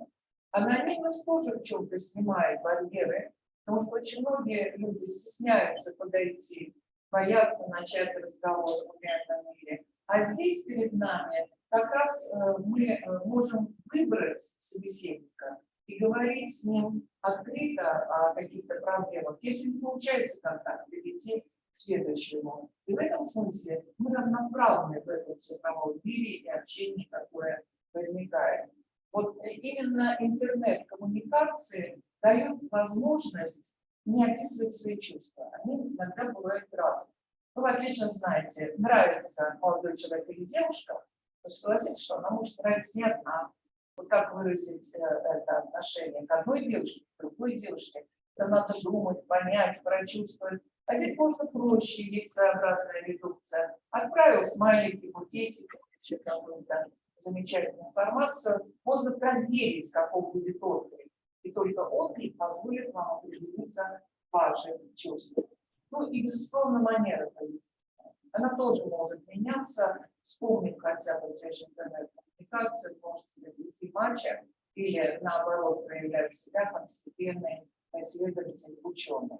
И вот эти два момента, они очень важны. Во-первых, это полное интерактивное взаимодействие с собеседником, и второе, это определенная глобальность. В чем формируется и возникают риски? Здесь вот как раз на слайде вы видите как бы основные группы. Это риски, связанные с личностными отношениями. Откуда мы знаем, что наш собеседник, он действительно девушка 18 лет, и девушка, которая может и интересуется теми же проблемами, ответить на те вопросы, которые станут. Это могут быть проблемы, которые возникают, когда, скажем, мы в силу свободы своего выбора надеваем на себя другое обличие, не совсем соответствует тому, что есть на самом деле. Более того, вот груминг, это с ачивами копичек и собак, это одно из явлений, которые как раз возникают в этом мире, когда идет поиск детей, когда, прикидываясь там такими же малолетками, заманивают детей. То есть это достаточно серьезная проблема, которая, начав, там, скажем, в той же Америке и Западной Европе, дошла и до нас. Возникают чаты, где детям говорят об игрушках, компьютерных игрушках, предлагают какие-то совершенно замечательные там пройти по ссылке и получить бесконечное количество жизней в игрушке, а на самом деле потом берут под контроль компьютер этого ребенка. Кибербуллинг – это попытка вот как раз через то, когда начинается контролирование компьютера, выбрать вашу, сформировать вашу личность. Почему? Я не знаю, как вас, меня страшно сейчас раздражает, что основные поисковые системы начинают в работе отклика на мой запрос. Достаточно мне спросить, хочу купить машину где, потом начинается вот этот каскад всех автомобилей. Что бы ни открывал какой сайт в Яндексе, тут же появляется реклама, причем достаточно навязчивая реклама. Только уже что-то еще раз запросив, вы можете получить такой же поток, там, скажем, по парфюмерии, чему-то другому. И изучая вот как бы настроение, начинает подстраиваться и доводить человека до суицида. И, к сожалению, такие случаи есть, в том числе и по Москве, когда связанное либо там, даже связанное с какими-то проблемами денежными или проблемами в личной жизни, эти люди, подталкиваемые в рамках этих ситуаций, оказываются либо предсуицидальным, либо уже заканчивают свою жизнь. Надо сказать, что межличностные отношения, они проблемны, потому что перед нами бывает такая ситуация, которая в реальном общении называется зеркало. Когда мы общаемся с человеком, мы как бы перед собой ставим зеркало и думаем, что он такой же хороший, как мы, или, там, скажем, интересуется теми же проблемами. То есть мы свою личность и свой образ переносим на этого человека. Мы видим как бы себя в этом зеркале. На самом деле это не так. Человек может выразить интерес к каким-то поставленным перед ним вопросам, но фактически это просто может быть вежливости. А в виртуальном общении такое зеркало, оно фактически и не сходит с экрана. Дело в том, что человек, который отвечает на наши вопросы, он вполне может использовать технические средства, смоделировать некий образ, который будет нам чудно отвечать, с нами общаться, а на самом деле там за ним стоит другой человек, у которого, может быть, принципиально противоположные цели стоят. И вот чего не может дать пока это виртуальное общение, это помочь, поддержать. Это достаточно сложно, и хотя большинство, так скажем, психотерапевтов, которые работают, люди всего получают какие-то общие вопросы, потому что психотерапевту надо видеть не только ответы, но, как мы и говорили, полный комплекс, в том числе ваших невербальных коммуникаций, чтобы составить себе какой-то определенный образ. И надо сказать, что нередко вот эта виртуальная реальность настолько бывает хорошо построенной пользователем, что взглянув за окно и видно, что дождь, грязь, и вообще холодно, а ваш компьютер дает вам райские кущи, совершенно замечательные там поиски или борьбу. Лицо отворачивается от окна и поворачивается к экрану. И отсюда получается так, что мы как раз замыкаемся в этой сфере и не можем нормально реагировать на окружающий мир. Здесь бы я хотела поговорить еще об одном моменте. Скажем, подтверждение этих слов. Конечно, лучше открывать новые планеты, чем смотреть того, что происходит на улице. Дело в том, что постепенно как бы, это формирует, это не обязательно сразу всем, но постепенно это начинает трансформировать собственную личность, и мы невольно подстраиваемся под ту сферу общения, которая есть в виртуальном мире. А в реальном она другая. Она принципиально может быть другой. Человек оказывается как бы в иноязычной среде. Вроде говорит на русском языке, а мы уже не понимаем его. Потому что те ответы, которые он получал в виртуальном мире, они не совпадают с этим реальным миром. Ну и надо сказать, что сейчас одним из рисков является боты. Конечно, мы в последнее время начинаем все больше говорить не только об искусственном интеллекте, о нейросети. И вот боты — это, в общем-то, автоматизированное программное приложение, которое выполняет повторяющиеся задачи. Вот сейчас падает спрос на колл-центр. Если раньше огромное количество людей, видите вы, у вас там, скажем, какой-то ДТП, вы звоните в свою компанию страховую, и вам там какой-то человек, чаще всего женщина, спрашивает, а что, как, где. Дальше начинаются достаточно долгие, нудные переговоры. То сейчас бот работает по принципу ответ-вопрос. И, скажем, вот я взяла достаточно развитые боты, поскольку изучающие английский язык вполне могут воспользоваться. Здесь обратите внимание, здесь будет данные тестовые задания, здесь подстроится под ваш уровень знания языка. И такого рода, вот здесь 6 чат-ботов, ну, огромное количество. Можно, я взяла русские, можно взять западные и посмотреть, как они работают. Ну, в принципе, кто очень хорошо знает, то, безусловно, можно этим воспользоваться.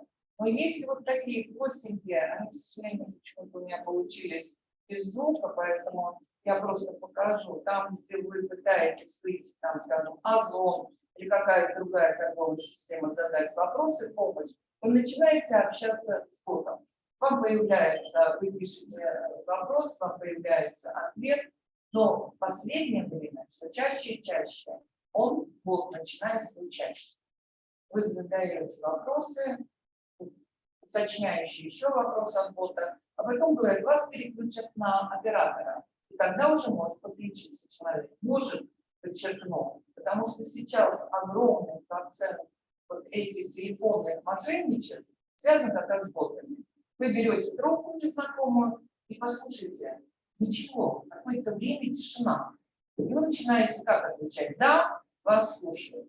И вам задают вопрос, причем там предмет ровно, мы познакомились и так далее, у вас есть запрос, у вас есть возможность. Я начинаю отвечать. Мой голос записывается, а дальше он интерпретируется. Поэтому при таких незнакомых звонках забудьте слово «да» и забудьте слово «поговорить». Вы просто-напросто слушаете, потом она иногда просто щелкает, отключается, ваш телефон проверяется, он живой, активный телефон. Если вы что-то даже сказали «да», а дальше отправили куда подальше, потом вам все равно будут звонки уже с других номеров. То есть сейчас эта ситуация все больше и больше развивается, и при помощи искусственного интеллекта, который будет с вами говорить как с собеседником и понимать вас как реальный собеседник, эта ситуация будет только ухудшаться. Вот, скажем, таковы риски, которые существуют, потому что в целом боты — это вредоносные программы, которые могут тоже сканировать ваш компьютер и запускать различного рода либо вирусы, либо изучать ваши интересы. Поэтому одна из главных еще проблем — современный человек начинает все больше приходить цифрового человека. И даже появляются соответствующие исследования, что высшей ступенью развития Homo sapiens будет вот как раз этот цифровой человек, который будет жить в соответствующем мире. Ну, я думаю, что писатели-фантасты уже схватили эту тему, вы ее прекрасно помните, и Нео, который вырвался из этих цепей, и сейчас появляющиеся материалы меня ставят в тупик. А мы живем в матрице. Ну, извините, сколько можно обыгрывать эту тему. А где подтверждение обратного? Где подтверждение того, современный человек, который действительно находится в этой сфере, ну, может выражать какие-то сомнения. Самое главное – это формирование коммуникативных ценностей. А это значит исследование того, что нам может навредить, понимание вот этих особенностей. Я здесь коснулась только интернет-коммуникации. Ну, как видите, можно было разобрать и социальные сети, можно было разобрать и другие компоненты нашей связи. Спасибо. Какие там вопросы? Ну, это вот литература, которая пользовалась частично. Как видите, вопросы о том, что сама система коммуникации, практики является достаточно популярной. Если можно, я забыла. Да, пожалуйста. Людмила Петровна, спасибо, очень информативное сообщение. Вот. У меня вопрос вот по поводу содержания. Когда мы говорим о коммуникации и о той роли, в которой, допустим, вербальное общение играет в коммуникации, мы обычно говорим про следующие функции коммуникации. Вот вербальной коммуникации. Это первое. Информативный обмен. Ну, конечно, интернет-среда нам его предоставляет информативный обмен. Второе. Это функция социального разговора. То есть, когда мы огромное количество времени тратим на беседы ни о чем, но эти беседы ни о чем, они дают вам определенную реакцию, то есть такое расслабление. Третье – это обмен эмоциями. Четвертое – это создание определенных эмоциональных образов, которые могут вылиться в поэтические произведения. Поэтическая такая функция, которая, мне кажется, в данный момент вообще у нас коммуникации как таковая отсутствует, но только если какой-то втюхать рекламу надо. Так вообще вот у нас поэзия, она отошла туда, куда я ее даже и не вижу. Вот. Скажите, пожалуйста, вот, в будущем вот эти важные вещи, в том числе это функция психологического определенного обмена настроениями, которая вообще-то для коммуникации должна быть свойственна. Вообще вот в ближайшее время что с ним произойдет? Потому что просто обмен информацией – это не то, что нужно в коммуникации людей. Спасибо. Ну, я сначала, как вы сказали, начну издалека. Дело в том, что в истории человечества, в культуре бывают периоды, когда одновременно рождается большое количество творцов. Эпоха Возрождения, Серебряный век в России. Ну, наверное, сейчас у нас в России не себе. С поэзией достаточно сложно, хотя есть большое количество молодых поэтов, переиздаются старые. Ну вот, скажем, на мой взгляд, пока не время. Может, сам век технологий не способствует? Может быть, что-то произошло. Это хорошая, серьезная, большая история. Что касается вербальной коммуникации, сошлю, чтобы было понятно один пример. Кто пытался разговаривать с Алисой? Посылали ее? Что вы получали в ответ? Уклон. Уклон. Через какое-то время, если вы продолжите это, она просто вас запомнит и скажет, что я воспитанный человек, общаться с вами неприятно. И это уже начало эмоций. А ведь Алиса это самый простенький, и там Маруся та же самая. И да, самое простенькое, что создано. Все понимают, что эта проблема есть. И вот искусственный интеллект, когда мы показываем соответствующие коды, просто в принципе определить, что это не реальный человек, вы не сможете.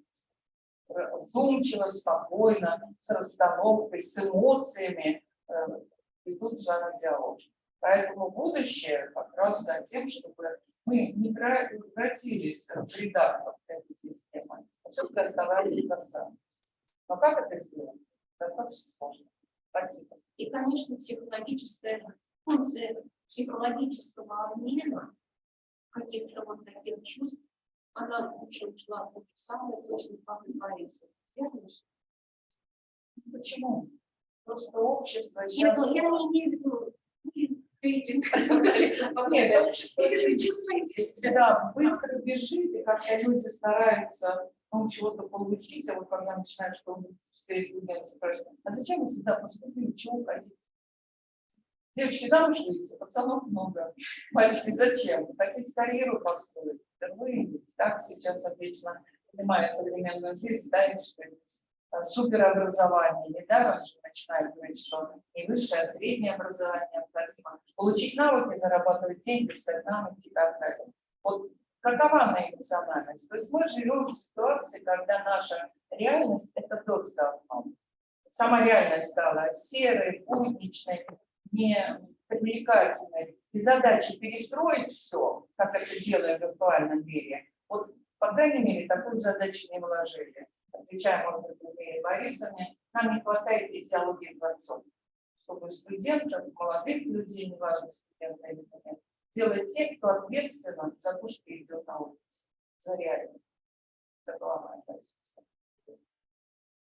Спасибо. Так, уважаемые наши слушатели. Елена Спартаковна, вы с нами? Посмотрите, пожалуйста. Она я много чувствовала. Что касается скальной, она у нас перешла. Она перешла. Тогда у нас остался Олег Александрович. Олег Александрович, вот мы еще не видели.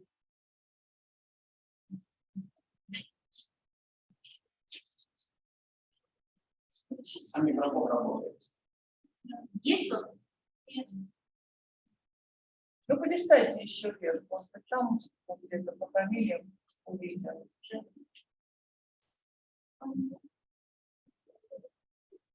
Так, у нас есть китайские коллеги, но они будут выступать на вашей секции. Ну что, дорогие слушатели, члены нашей секции.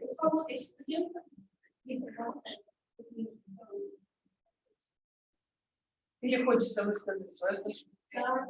Тем более такие темы современной коммуникации затронут, которые, мне кажется, как раз для молодежи нет?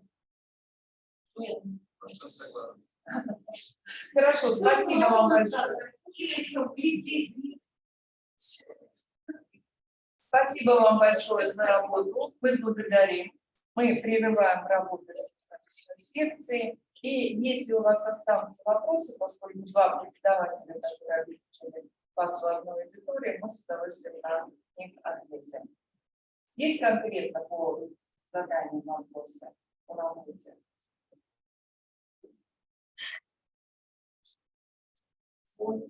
Отсутствие креативности, отсутствие любопытства, любознательности.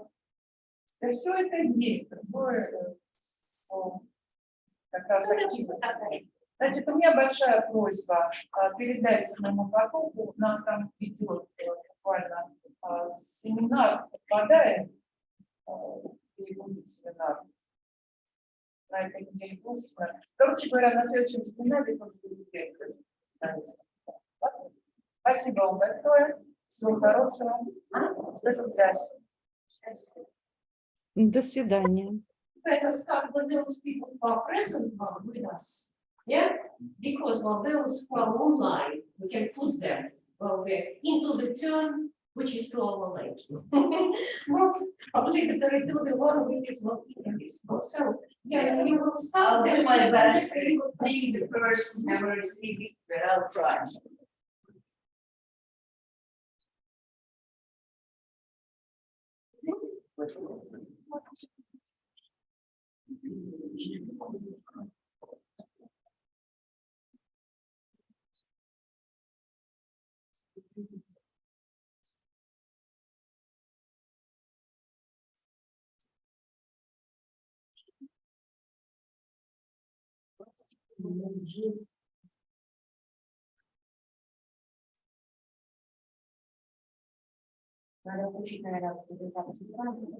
No, it is all that work, everything is okay. Eyes were there.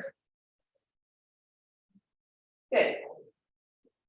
So, well, because our session is now in English, you are welcome to put questions. Okay, Right? I'll try. And it's in English. Yeah? I'll try to read slowly, and if something is pronounced incorrectly, I apologize. Like German accent. After speaking too much Spanish here in the beginning, will probably be a mix of accents. Good. The title is Overcoming Fragmentation towards multipolarity, resolving the crisis of mentality of postmodern culture. Postulates of the postmodern era, which were actively promoted by American cultural centers, are the best of the author that means it removes from any authorship its ethical responsibility, individualism, and the priority of the present over the past and the future. They have led to the fragmentation of society and the incoherence of the world. The consequences of cultural manipulation, a particular worldview, and a certain communicative strategy, imperative narrative or uniform worldview, can be seen in what is happening nowadays in the media. In the following, the attempt is made to explain today's development from the point of view of comparative studies. Modern comparativistics is shifting towards globalism and the study of specifically human evolution. The category of mentality serves as a holistic approach to mental orientation in the world.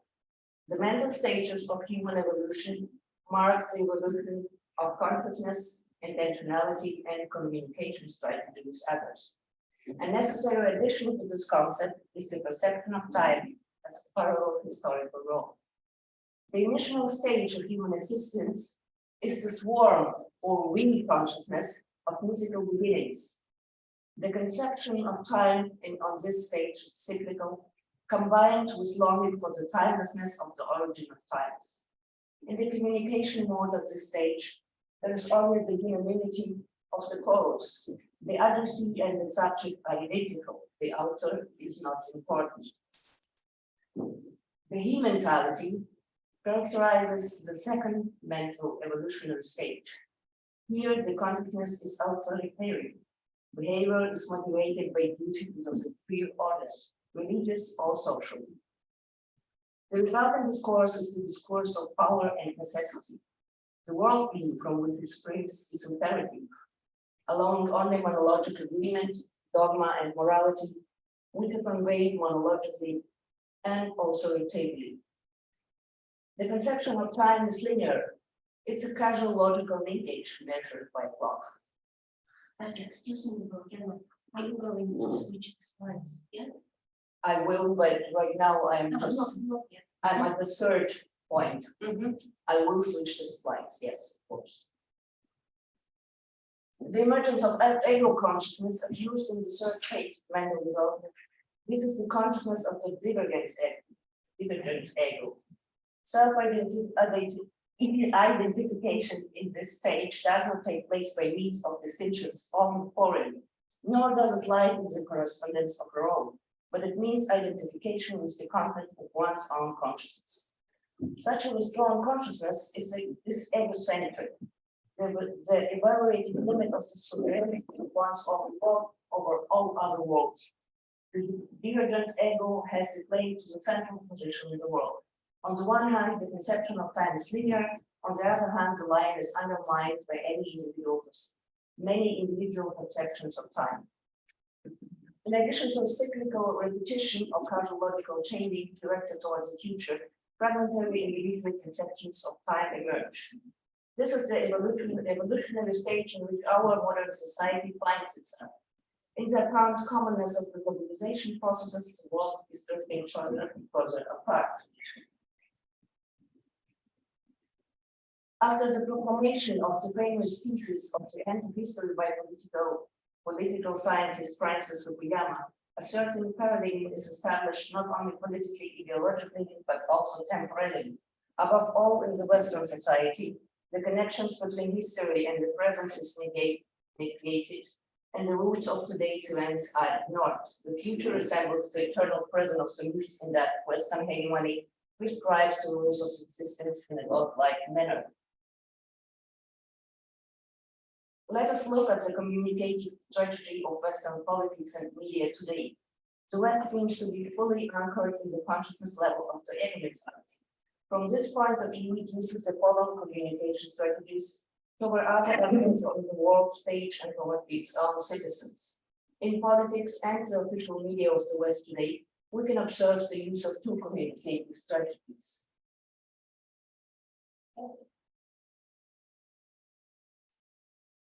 The persuasive one, dominant in the stage of authoritarian consciousness on the one hand, and the recreative one, stage of mythical weak consciousness on the other. Thereby, two communicative ways of cultural behavior are realized. The narrative modus and the performative modus. While the Western narrative simultaneously behaves performatively, auto-referentially delivers a performance of the only righteous word center, it makes use of the recreative communicative strategy. The words democracy, liberalization, human rights are repeated like a mantra while the enemy image are consolidated through constant repetition.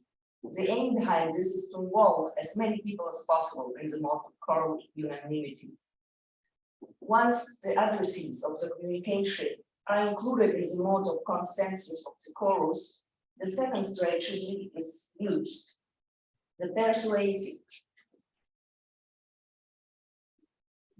to establish certain behavior and perspective as the norm. This works when the addressees are cut off from their history and their own vision of the future. At the same time, marginalized groups are given more voice, which in itself could contribute to the diversity of a holistic world.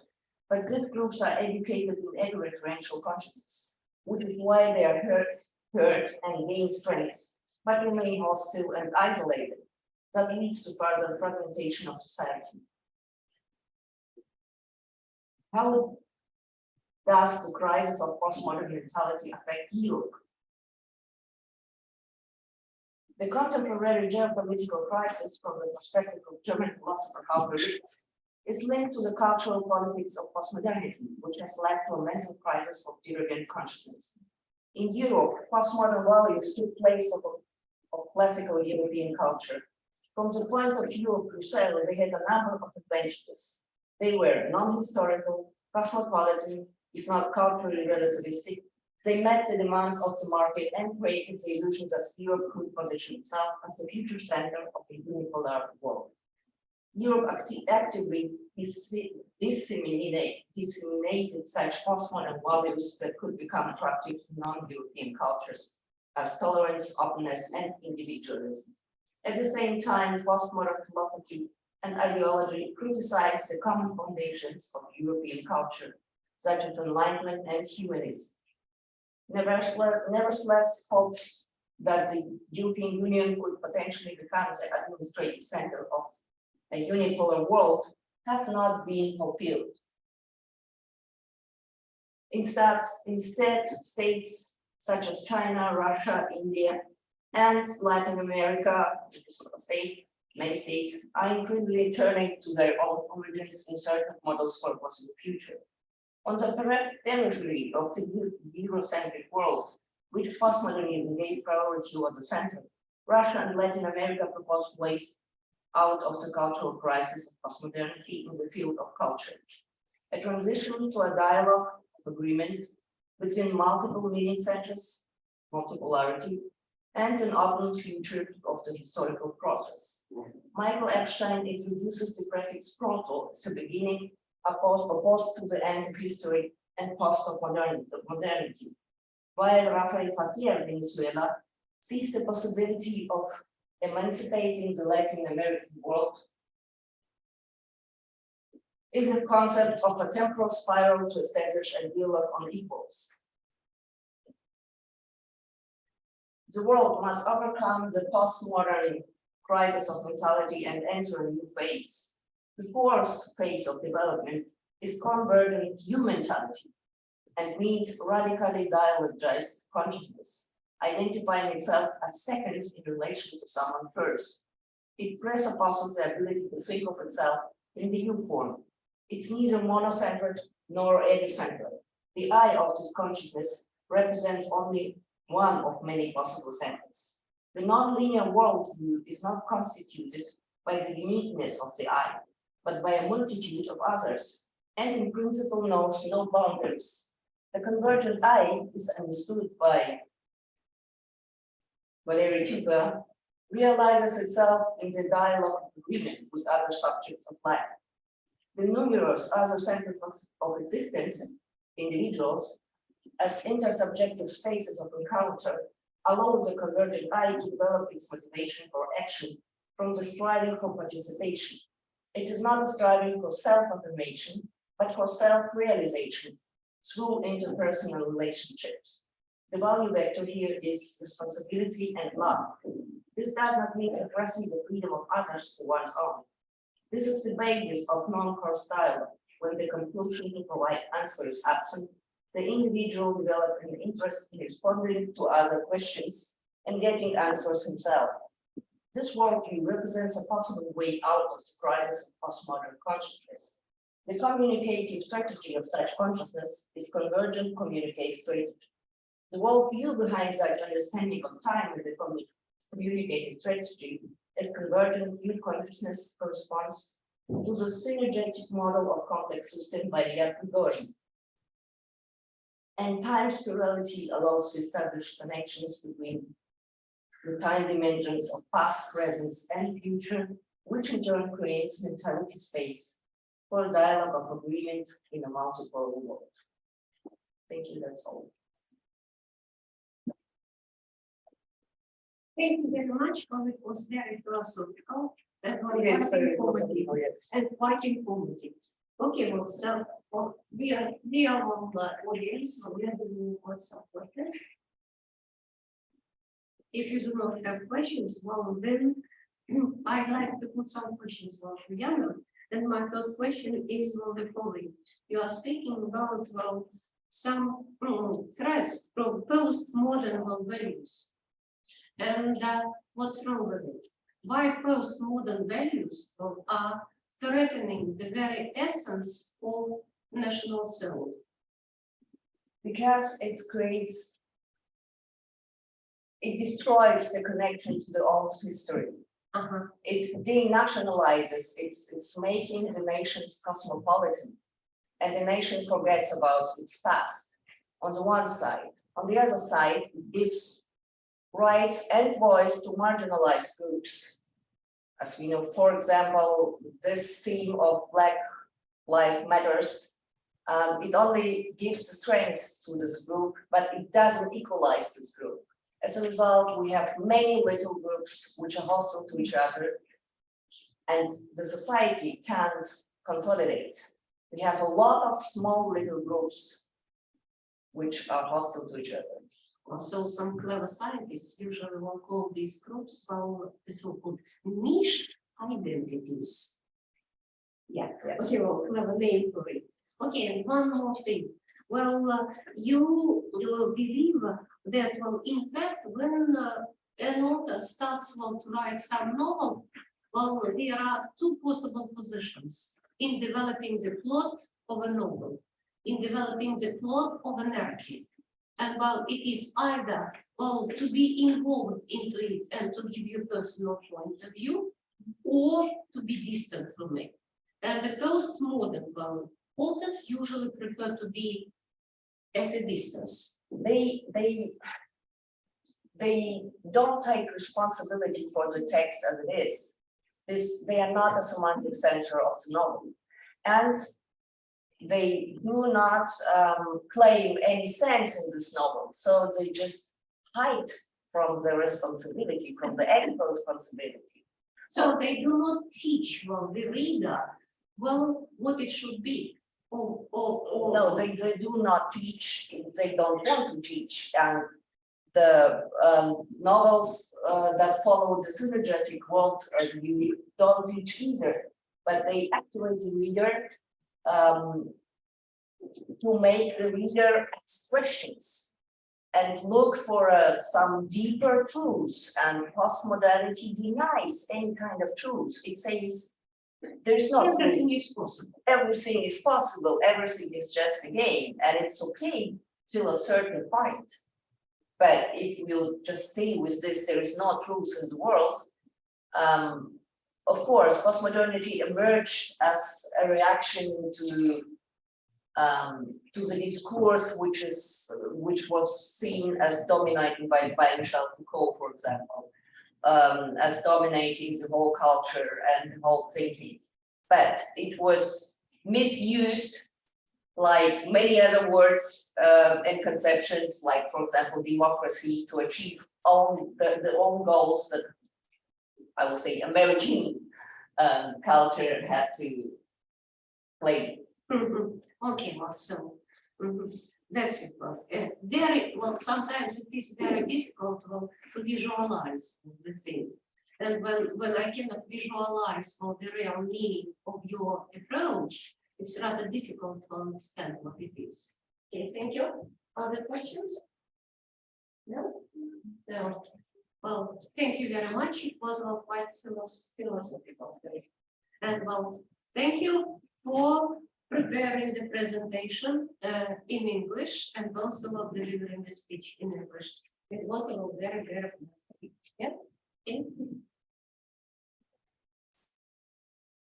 Okay, Diego, well, are we here? Yeah? Oh.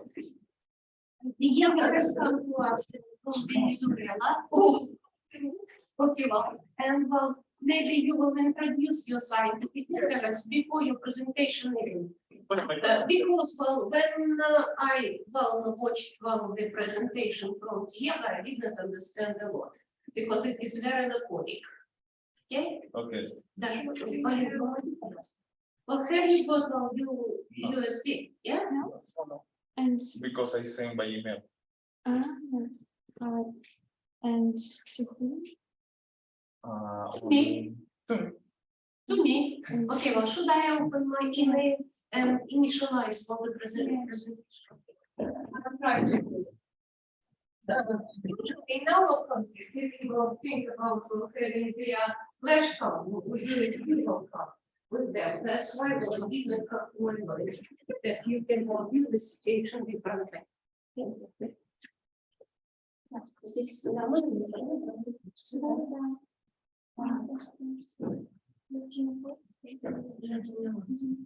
Дима, хочешь, да?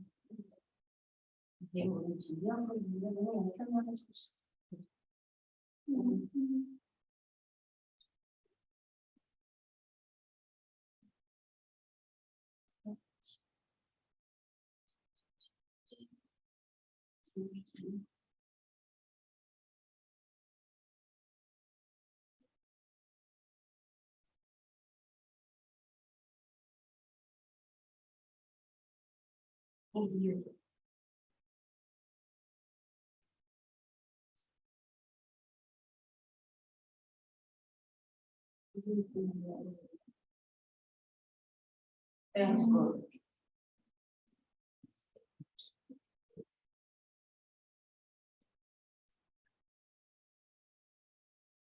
Okay. But it's not your presentation. It's your presentation. Yes, I know. I am. We'll do it.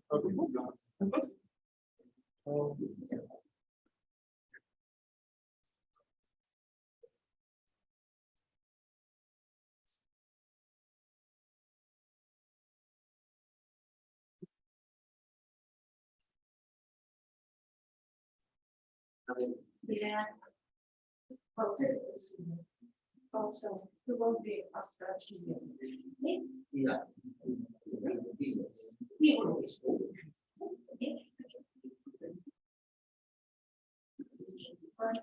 Bye. Thank you.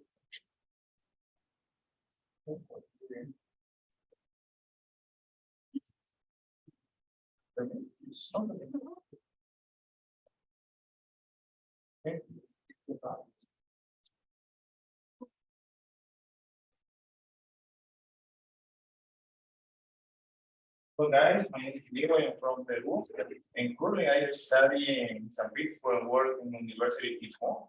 And I start this slide because this is like my colleague from Colombia, is at Argentina University and School University. And after the start my presentation, the introduction about myself, I studied in Colombia, in China, in Iran, and Russia now. And that's why I created this slide, united all my colleagues from different backgrounds. Because well, this slide is about higher education in different points, in different point of view for different countries. Because the impact the artificial intelligence is in different ways. Because the students think different in different countries according to the cultures. That's why this is the intention, and I decided to need other colleagues, other friends, and other people to what is the impact in this. Because my presentation is not only mention ChatGPT or other tools.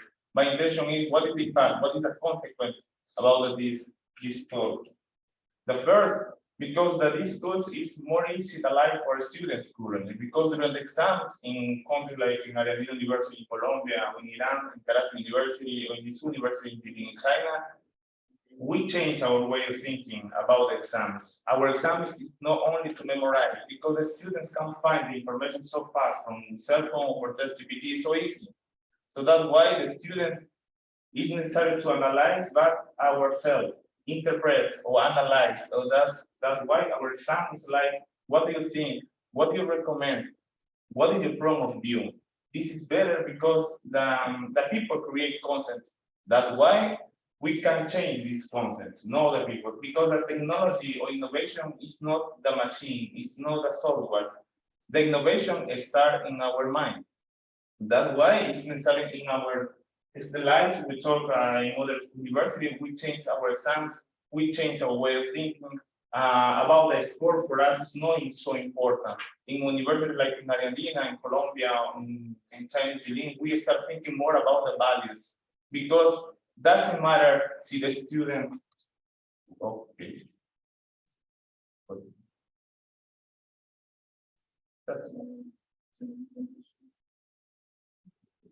Because in our system, it doesn't matter.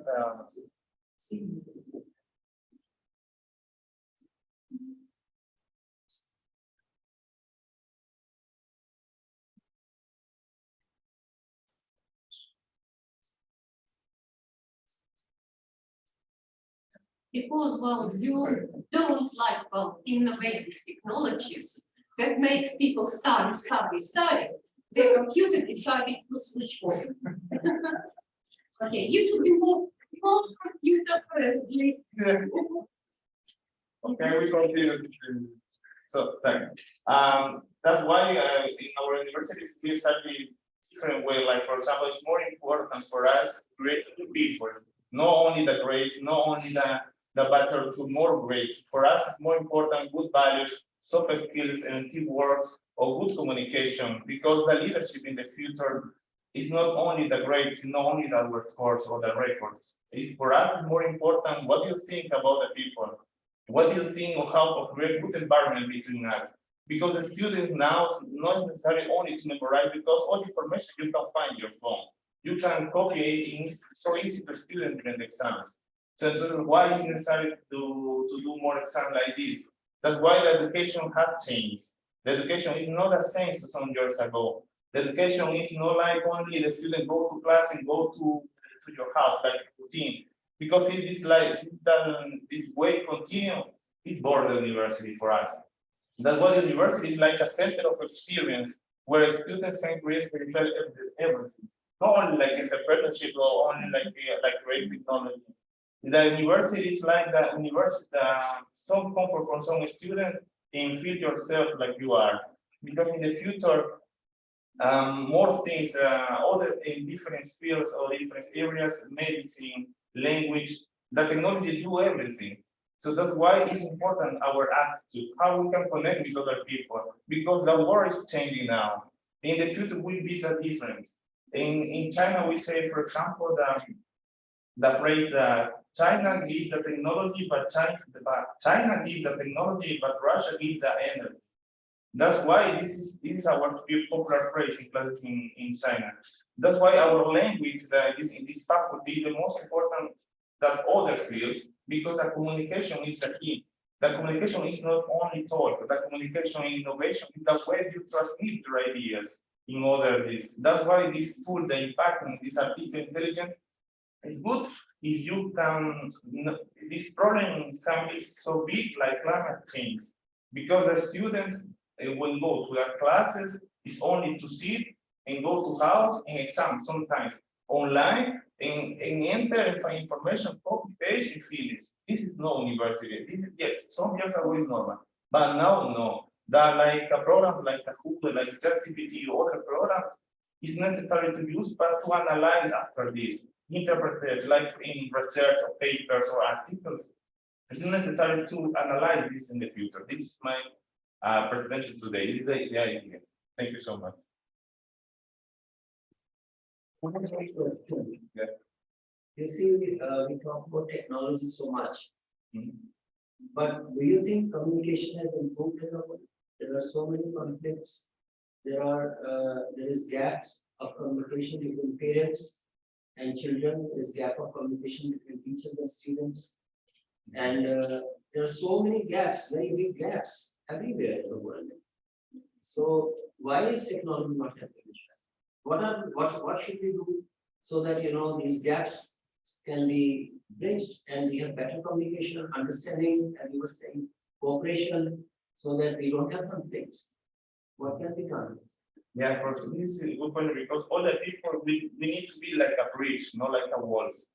Because the communication in this country, for example, like we start this cooperation with universities like China, Russia, Iran. The most important is the way how we transmit our ideas, because when transmitted during cooperation in different fields like education, in different faculties, I think it's necessary to do from the classroom, because the professors is not only to a student, not the student is not necessary to understand professor. Professor need to understand the student. Because that's why it's necessary to create this communication in like more to be more empathic and in understand on the other parties. May I add something? Yeah. The Italian philosopher Umberto Eco said that yes, the school could get absolutely obsolete considering the information, because information people can find themselves, but nobody will teach the students how to analyze and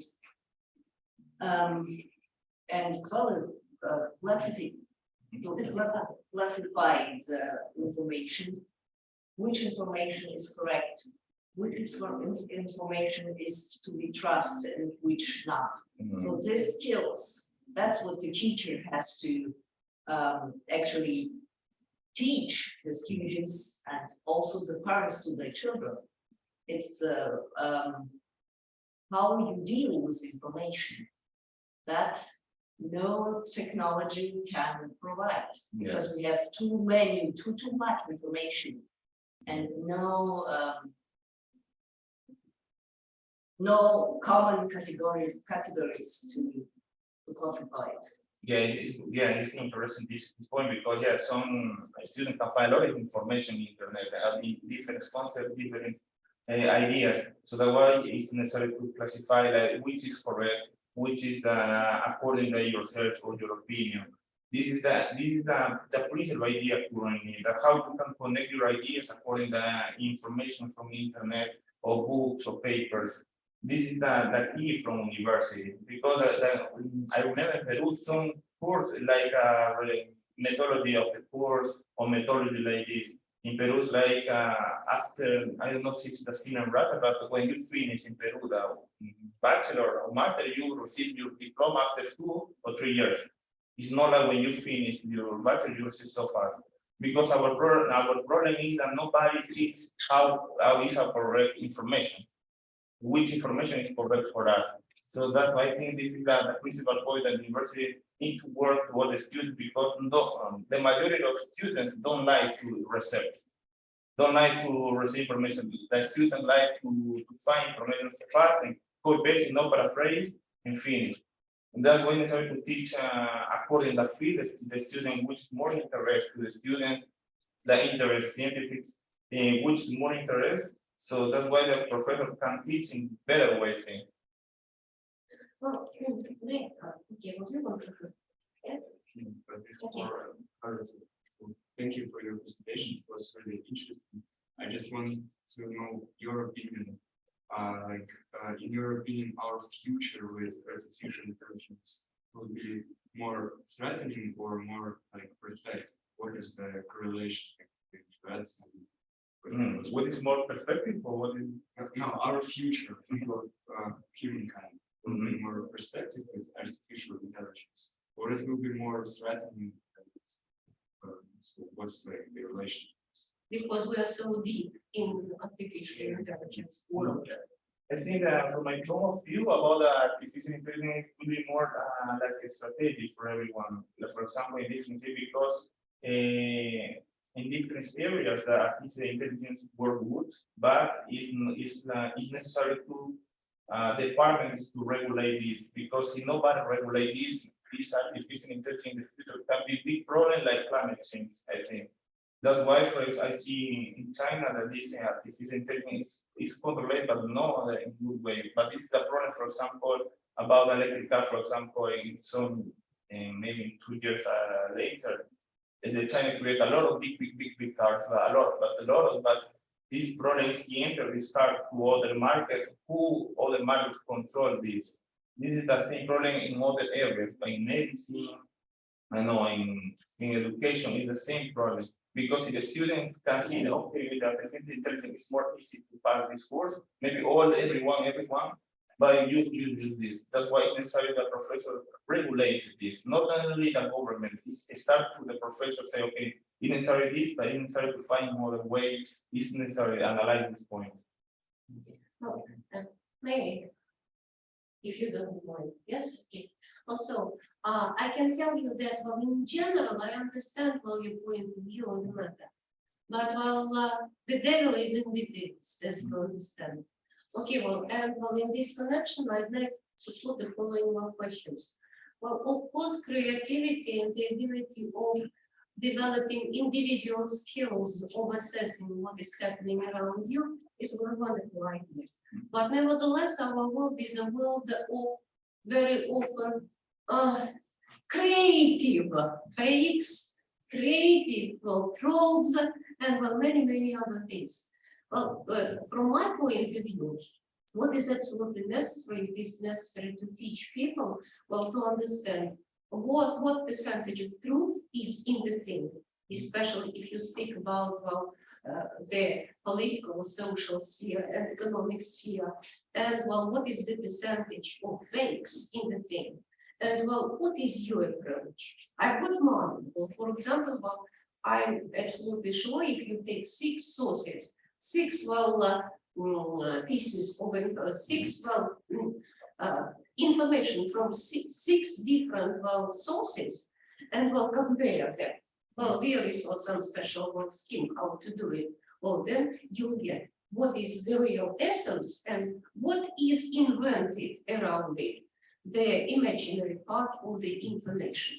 Well, if you will believe that well, you have well, some special, specific, maybe well, even individual approach to the matter, maybe you also will have some approach to how to teach people to understand what is true and what is false. Yeah, because in this case, when the student have, for example, 6 sources, according to your opinion, The principle of 6 sources. not pretty much 6, For example, I remember that some professors you need to read everything like this, but it's not necessary to read everything that is, because sometimes great hypothesis of creating this, and according to these 6 sources, it's necessary maybe only 6 sources from different parts of the different world. parts, different parts.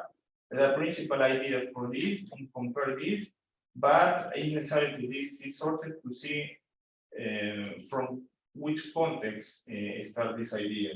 Because the students, when they start the research and start the methodology, etc., the first, I think, the principal way is to compare and analyze these 6 results, but not only to read the necessary to read everything, because I can see the students when see a lot of results in different parts, and it's so big, it's maybe so boring. But There are very long texts. yeah, Well, which are developing to one piece of news. In fact, this piece of news can be described in 3-4 sentences.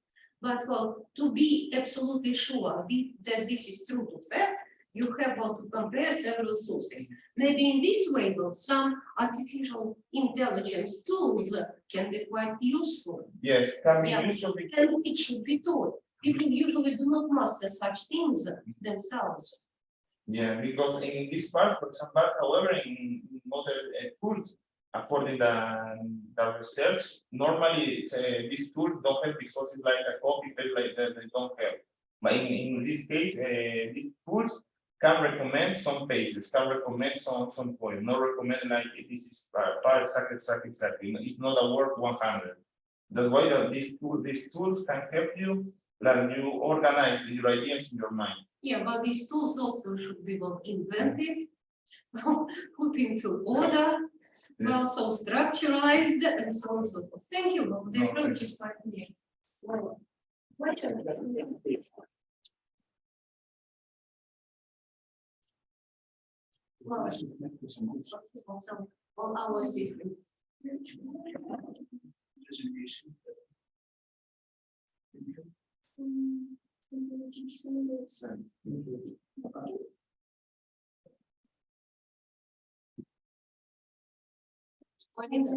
maybe it will be better if I give you my USB device, and then you do it like that.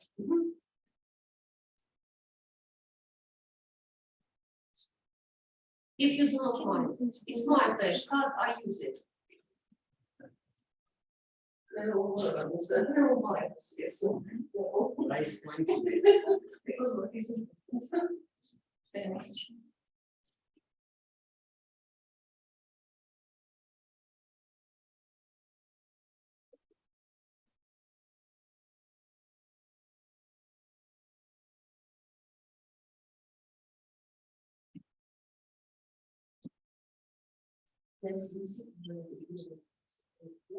Yes, this Chandigarh. Punjab University. What part of it? No, near them. No. Yes, quite fast. And you, what do you teach? National communication, UNESCO, culture of pluralism, culture of diversity, and I spoke about this on the 23rd. I spoke on redefining education. Need to redefine. I talked about the UNESCO pillars, learning to learn, the more I teach my students what to do, and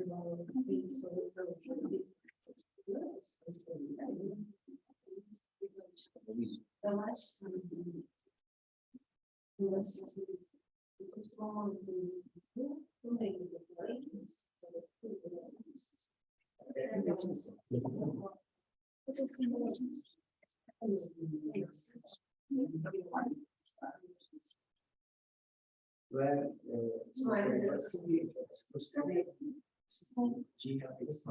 unity in them. Yeah. For example, I have some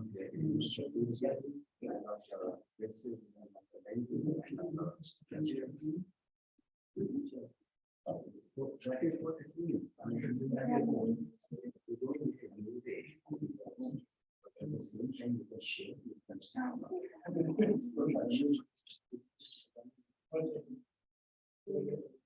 For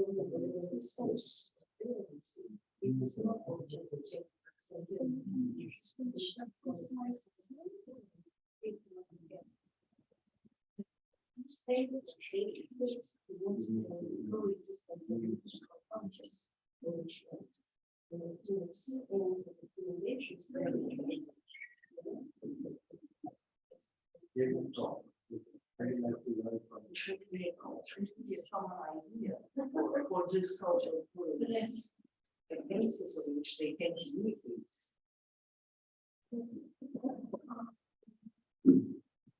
Okay. Hello, everybody. I want to talk about artificial intelligence today and its impact on the software industry.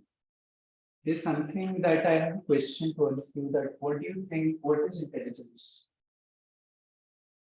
So, what is intelligence? If I do a process that is procedure oriented, something that I know, okay, after doing this, I have to do this, I have to do this, do I require intelligence? There are different kinds of intelligence. Okay. There are at least 4 kinds of intelligence. The intelligence of movement, software intelligence. Yes, so it's basically a knowledge-based process. Intelligence is something that we do based on knowledge. And why is software industry impact important, especially in the BRICS Congress? Because when we talk about these countries that are members of the BRICS, are large service-based industries in the software industry. We don't have multinational products like Microsoft, Amazon, but we have large-scale service-based countries. So that is why it is important. A little about me, that why I think I'm credible to talk about this, because I have 6.5 years of experience in the industry. I've worked with product-based companies, with service-based companies. I work with small startups that are 50 people companies. And in the current company that I work is for about 2 lakh employees, which is about 200,000. I want to share a little knowledge about how engineering moved through the years. So initially, maybe as men, we did not want to anymore live as nomads. We wanted a permanent shelter, and that brought in civil engineering.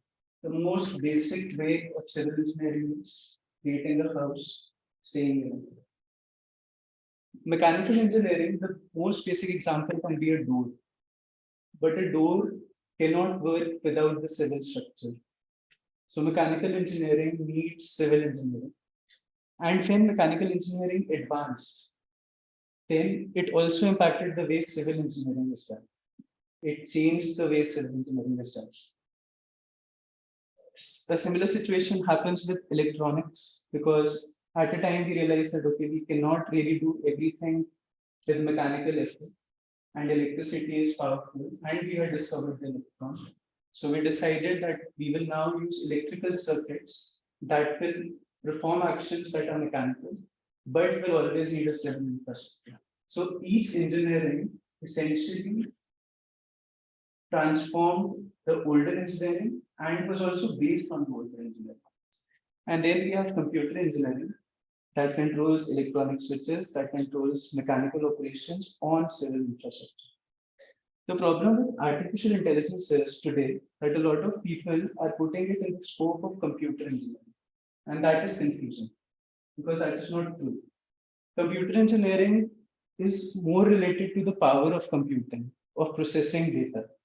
But this is knowledge-based processing and not processes that require high computation power. So these two are very different and should be treated differently. Okay. So, like I spoke earlier, what we can infer from this is that if you look at the last point, then there were 2 main reasons why all this engineering transformed, and that was reduction of human effort and increasing the nature of dynamicity. So we always wanted more dynamic structures, maybe mechanical, more dynamic applications that we have today in computer engineering. And then we now have artificial intelligence as well. So I just want to redefine the topic that I had mentioned, that impact of artificial intelligence, not only on software development, but engineering in general. And I think a lot of people also wanted to know what it means for our career. What does artificial intelligence mean for us? Okay, so what is the power of artificial intelligence? We know that if we give a lot of house designs as an architect to a software, it will be able to produce a design that is likable. If we give millions of car designs to mechanical software, it will be able to produce a car design that maybe is liked by people. Same goes for electronic, and a similar story goes for software. A lot of things that were earlier equity became commodity. So web applications are no more some things that are R&D, but they're commodity. You go to a website on GoDaddy and you can create a website person. The question is that should we be concerned that will artificial intelligence not need us anymore? So this is a very important question that most of us are not asking when we are looking at artificial intelligence, is that what about editing? I can create the first draft of an article. I can create the first draft of a design. I can create the first draft of a software. But what about editing? For editing, artificial intelligence right now, in my humble opinion, is not capable. So it needs manual and professional intervention. And for large software and large companies that I've worked for, I know designs need to be maintainable. Software designs mainly need to be maintainable. And if they are not created by humans, they will not follow certain standards that can be maintained by humans. And that means that essentially AI will be left as a tool like Excel or Word that we use on our convenience to fasten the way we work. But it will not essentially replace us, at least not very fast. But will this ever change? It will change because AI right now, if you talk about ChatGPT, it is using data up to 2021. It is not using data up to 2023. So in the next 5 years, maybe artificial intelligence will learn how to edit. It will learn how to make changes and not just create the first draft. But what will happen after this is that the new systems that are developed after 5 years, maybe we'll start leveraging the complete power of artificial intelligence. And then we will see that a lot of manpower is not being used and a lot of workforce will start to be unemployed. But the legacy systems that are running today, I work for a company in Netherlands that caters to about 2 million customers in the energy sector. And I know even if they start the transition today, they cannot complete it in 5 years. So for such organization, it will take at least 10 years. I think if we look at the history of computers, we know that initially when computers were developed, they were used for R&D, many things. But it is not about the technology being developed, but the trust of the technology being developed.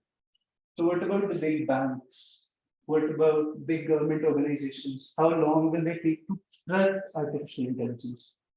I think not in the next 10 years. This is a very similar revolution that happened in our history. So I don't know how many of you have seen this. I think the older people in the room have seen this. This is a telephone booth, and you had to go here to make a call. And then there was this very small mobile. I don't know if even if some of us have seen this, but a lot of people thought that these people will lose their jobs. They will lose their jobs because this had come. But then what happened? We saw an entire industry develop. Phone covers, screen guards, telephones, software development, data structure, now data science. A lot of things developed just because this finished. And our phone no more is used for calling, I think, for a lot of us, but for a lot of different things. So I think what we should really be thinking about, what can be the new opportunities once AI becomes strong? What can be the new things that will happen once artificial intelligence becomes really, really strong? Okay, something that is inevitable if artificial intelligence becomes really strong, that you will have rapid digitalization. But what happens if software is doing something and you don't know if it is correct? That means there will be a lot of jobs for verification. My personal belief is in the next 5 years, there should be degrees of engineering that will be focusing on verification of what artificial intelligence has done and not engineering things. Because we will need a lot of man-force to verify what artificial intelligence is doing is correct, not wrong.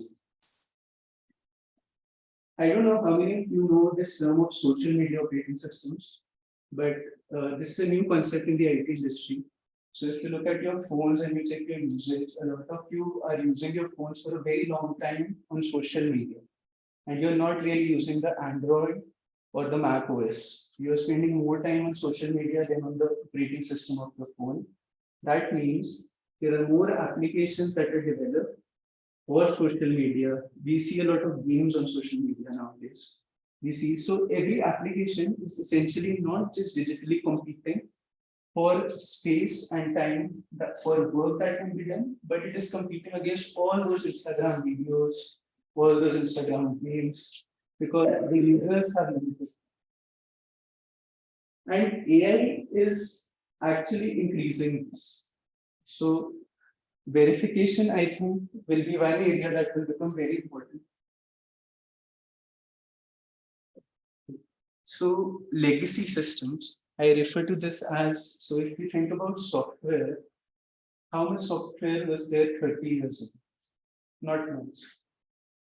But now there's a lot of software and it is all mostly maximum 30 years old, which means this software has generated a lot of data.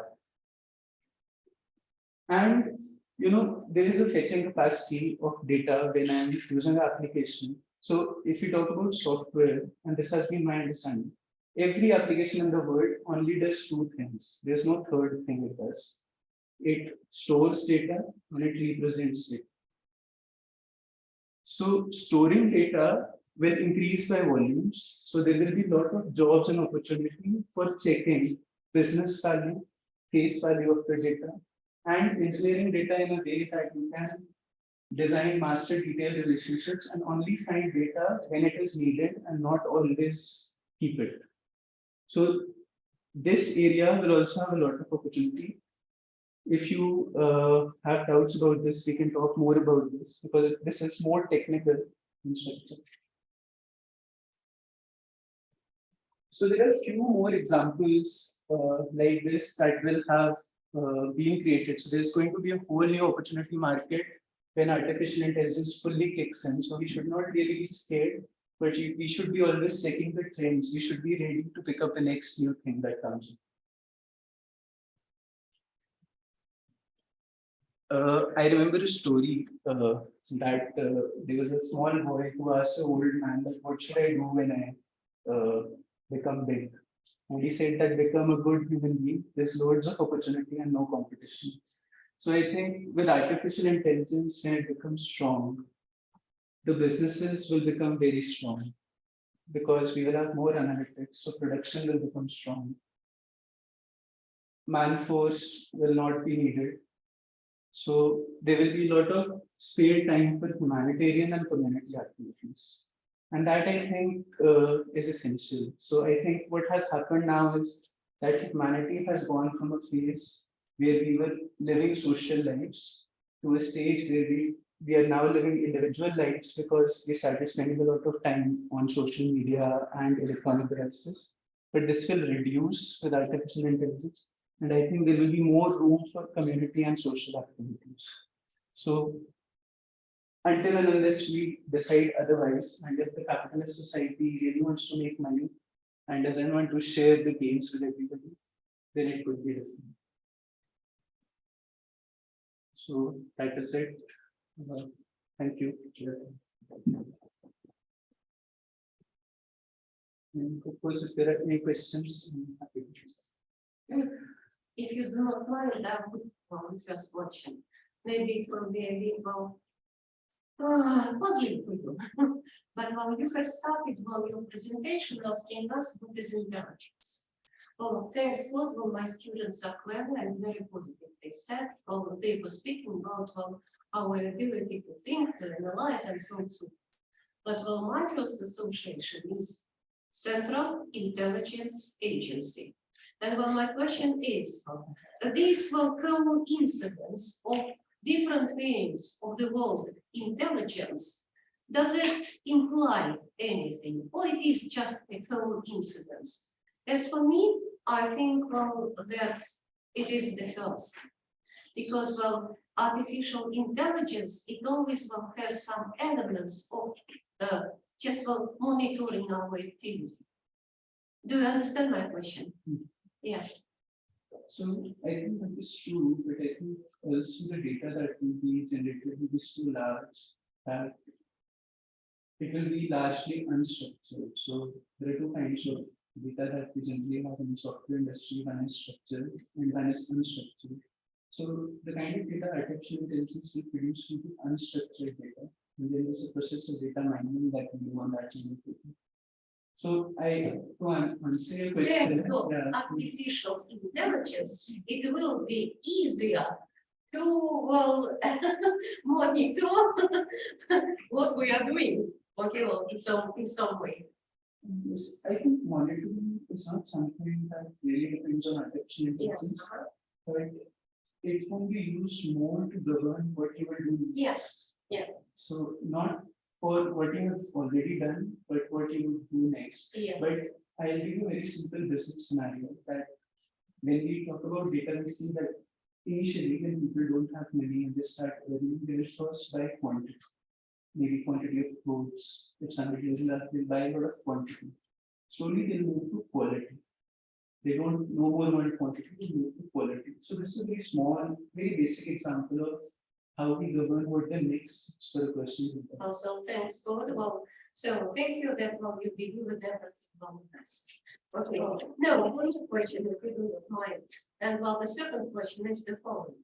When I hear about artificial intelligence, I always think that it will help us work easier, earn money easier, also understand the world better, and so on and so forth. Well, but what I see is a bit, in fact, I have been waiting for a 4-day working week to be introduced very soon, because artificial intelligence will help us to make our work productive and effective. Okay, and I do not see any science, any symbols, any just things that will testify to the fact that artificial intelligence helps us work less but more productive, because I see that people are getting more and more workaholics. I want to share a very small example. Yes, I've seen that. That you saw today, I did not do the design for it. It was the Microsoft AI that did the design. I just typed the text. So it did not work faster. But also, for your example, I know a friend of mine who has done what that he has an API, it's an application interface that sends ChatGPT text. So it gets text from ChatGPT, which goes to another AI tool that reads the text and creates a video, and that automatically gets uploaded to YouTube. Why? So there will be a 4 days working week. I don't know, maybe because we just waiting. The way the artificial intelligence is developing. Thank you. Maybe other questions. So whatever you have now, any kind of intelligence, computers, mobiles, you have, that has increased your work, and that has increased your working hours. And if you're working with other countries, your timings have gone off. And also, it has created isolation. You are sitting in your little place, your son is sitting. And look at the title, lots of people ask, online, Oh, online. they're online. Yeah, Oh, I'm sorry. I didn't know that. So, first of all, greetings to all those who are online. And well, the problem of isolation and overwork has come up with a kind of intelligence or computers or technology that we have at the moment. And it is kind of creating isolation. See, in English, they say crowd is not a friend. So even within the homes, as I said in the beginning, you have parents, they cannot talk to you because you are working and your company wants you to be fully there. And they have meetings and they have consultations, they have cross-country developments, you know. So Very many online meetings. very many online, too many, as you were saying, all those things. So, you know, why are we working maybe 30 hours a day? You are talking about 4-day week. We are working 30 hours a day. When my parents were working in the secretariat, my father would come home at 5. Then he would bring my mother to the market. We will all go together. We will be playing games. All this is finished. And you were feeling that it is their wage and the Yes, that was the family. Now it's an individual. So yes. Technology is driving us to become more individualistic and self-concerned. So my point is that this has to be thought about. That is what I said. Despite technology, we have a lot of conflicts. So many conflicts as were never there in the world before, and we are on the brink of great discussion. Yesterday, we had a seminar. Here. Artificial intelligence. Yes. So I think we need to humanize, as he said, the presenter said, that humanitarian thoughts along with technology to give good and smart human beings. I'm sorry, the last point, it's to be, you know, smart is very important now. If you're not technologically friendly, you cannot exist in the world. So you have to, as he said, keep on developing and keep an eye on where the technology is going and what is the future. But at the same time, we don't be slaves to technology. We need to remain its master, and we need to be good human beings. If you will be good, you will use technology for the welfare of humanity, for the removal of poverty, for housing, for medicine, you know, so many things. So we have to change the focus. The focus has to be decided. What is the aim of this technology that is becoming the world? So are we the master or slave? And what is going to be the focus of technology? The more you speak, the more I feel that there is so much work for not 8 hours a day, not 10 hours a day, but 12 hours a day. And now 4 days working week. And your eyes and your, yeah, so many questions, you know, with this, I mean, see, there are no answers. The questions are good. Once you have questions in your mind, especially young people, you will create them. You will find solutions. Yes, well, we repeat it, but sometimes we do not think. Very much. Okay. Thank you. Well, thank you very much. Well, it's so pleasant to hear the opinion of people who are from outside. Yeah. We are here and so we change ideas and what people what we say and what people more than that. Okay, thank you. Psychological focus, you should start with in the child stage. What means today is that children who are fed with technology will start first teaching them how to socialize with each other and then how to use technology together for certain things. Everybody promises us everything will be faster, better, and then more powerful. And that's it. And there's nothing behind it. So it has to start with education, and it's very early education, child education, to revive or revival the family. The family, the soul of the family, to teach the children what is the family. In the modern times, I see young parents who just give the child of 2 years, of the age of 2 years, smartphone, like, don't disturb me. And what will grow up of that child? And there is no social institution which would correct such mistakes of parents who were themselves misled probably of the trend of artificial intelligence. Everything will be done for us, and it destroys the human intelligence. It's replaced by Emotional question. by almost religious relationship to all the technique, because people do not know how to use it. They don't know how it functions. They just say, "Oh, we should have that. And there will be some Microsoft, and it will provide it." And then what do we have? No connection to what? In Finland, robots are teaching, it's close by. They're teaching students and they're number one in education. Why? Because they are very aware of computers. In fact, this is the help. No, I mean, she has a very big point. The President of India, Abdul Kalam was the nuclear scientist. And he was the kind of pillar of the space program that we have. So we sent the rocket to the moon. Abdul Kalam, our president, was the main person who brought about this revolution.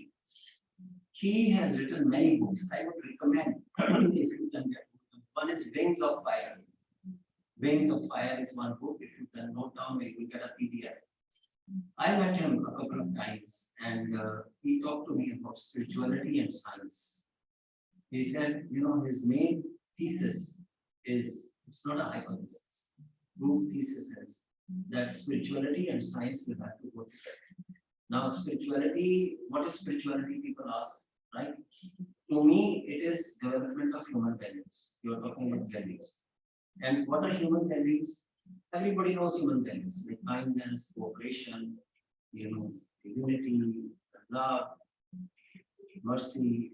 These are now 52 virtues have been identified. 52 virtues. So those who ask, what are these human values? In the virtues project, I went to Canada long back, 20 years ago, and Canada felt the need that their children were very materialistic. And then you have no value, they don't bother about parents, they don't bother about parents, they don't bother about the country, they don't bother about the world. And Oppenheimer, this we were discussing yesterday, I mean, how much he regretted later, because he could not have that goodness that this should not be used to kill so many people. So Abdul Kalam, to me, was very right. He said science and spirituality have to go together, and we have to train children from childhood. But what we did on the zone, you should start just give a special value to knowledge, not to scientific skills. Not only to knowledge, to the Knowledge way of getting, because it is your way to keep to understanding the world. While scientific skills, they are very rational, and they can go mislead you.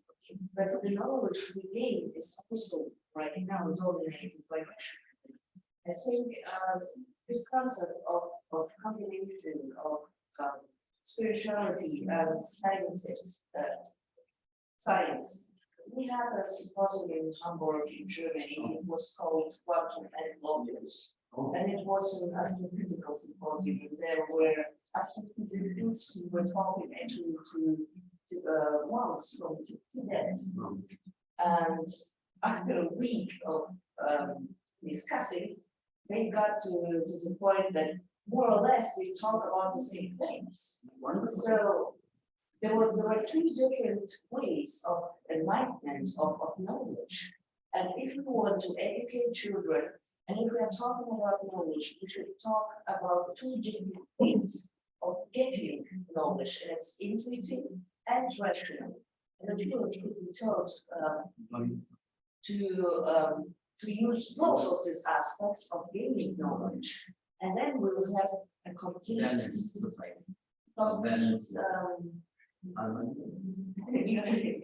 This is the Harmonic worldview.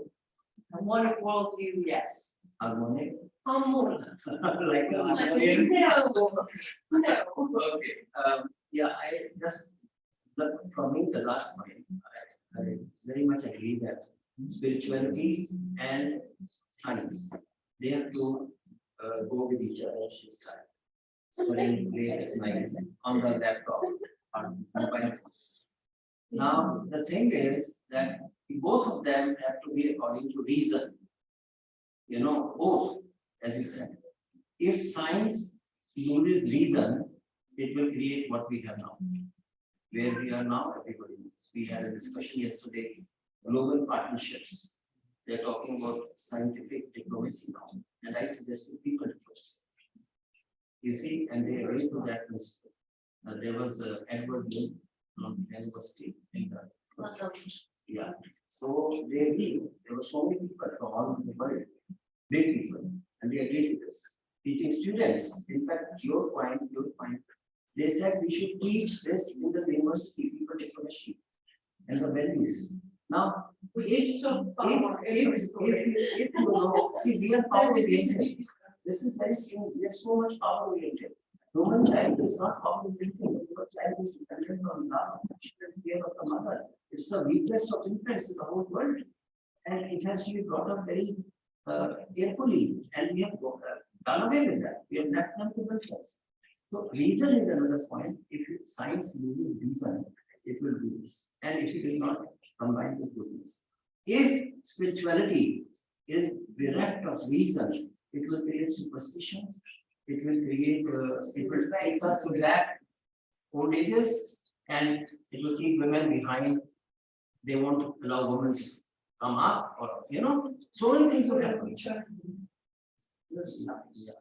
Thank you. I don't want time. I'm a professor, so I speak 45 minutes. But thank you for giving me 5 minutes.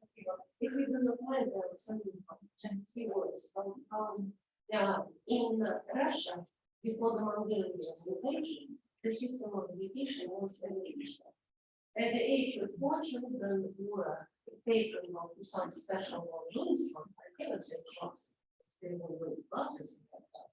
Well, these were rooms near churches, and there they were taught in the way of using different rhymes, different tones, and different humorous things.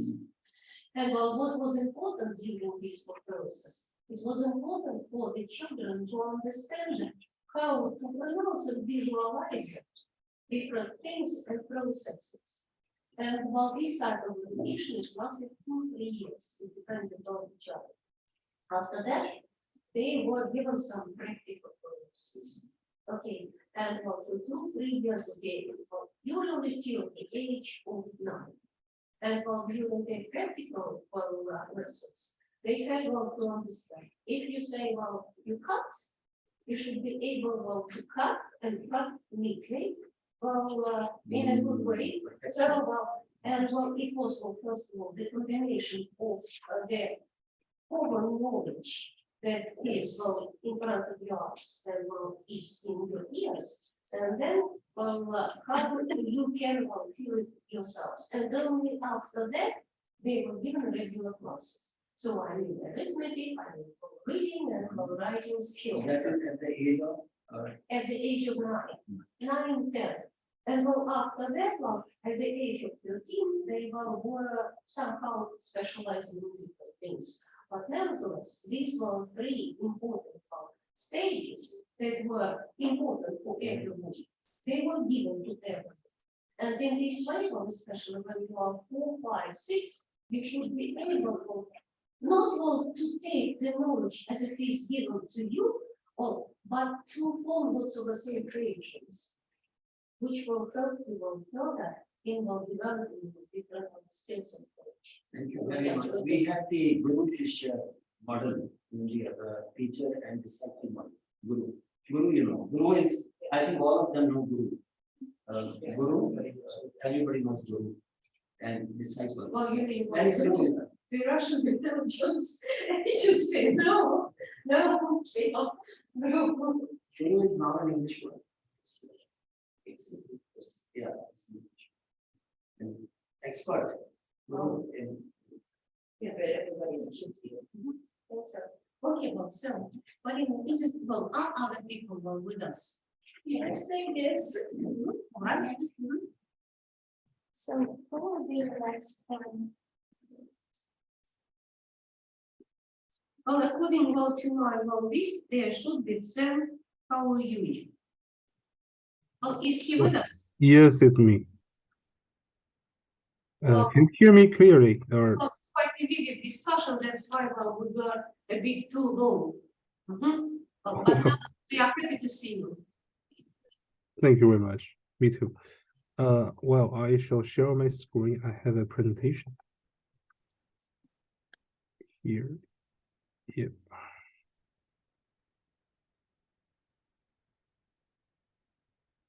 Yeah. Can you see my presentation now? Only the conclusion, huh? Okay, well, it's okay. Yeah, that's it. So that's my topic. My name is Zheng Haoyu, and I come from our faculty of global study. My topic is the contribution of the ninth art to cultural diffusion and exchange in the context of globalization. In today's era of the globalization, exchanges and interactions among the different countries and civilizations have shown unprecedented closeness and depth in human history. Along with the rapid development of science and technology, art, the treasure of human spiritual civilization, also has a brand new carrier and medium of communication. And the ninth art, with its world-renowned achievements and its own unique attributes, has become an important driving force in promoting the global cultural exchanges. Then we have to know what is the ninth art. The ninth art is identified differently in different sources and includes art forms such as television art, comics, and electronic games. Often, however, the ninth art is preferred to be understood as the electronic games, which by all accounts have unique and innovative attributes compared to other definitions, and whose development almost coincides with the course of the contemporary era of the globalization. Electronic games are usually presented in the form of handheld game consoles, cabinet game consoles, home TV game consoles, PC-based game platforms, and VR, which is the most popular among young people nowadays. Then the different types of the games reflect different cultures' pursuit of entertainment and competition.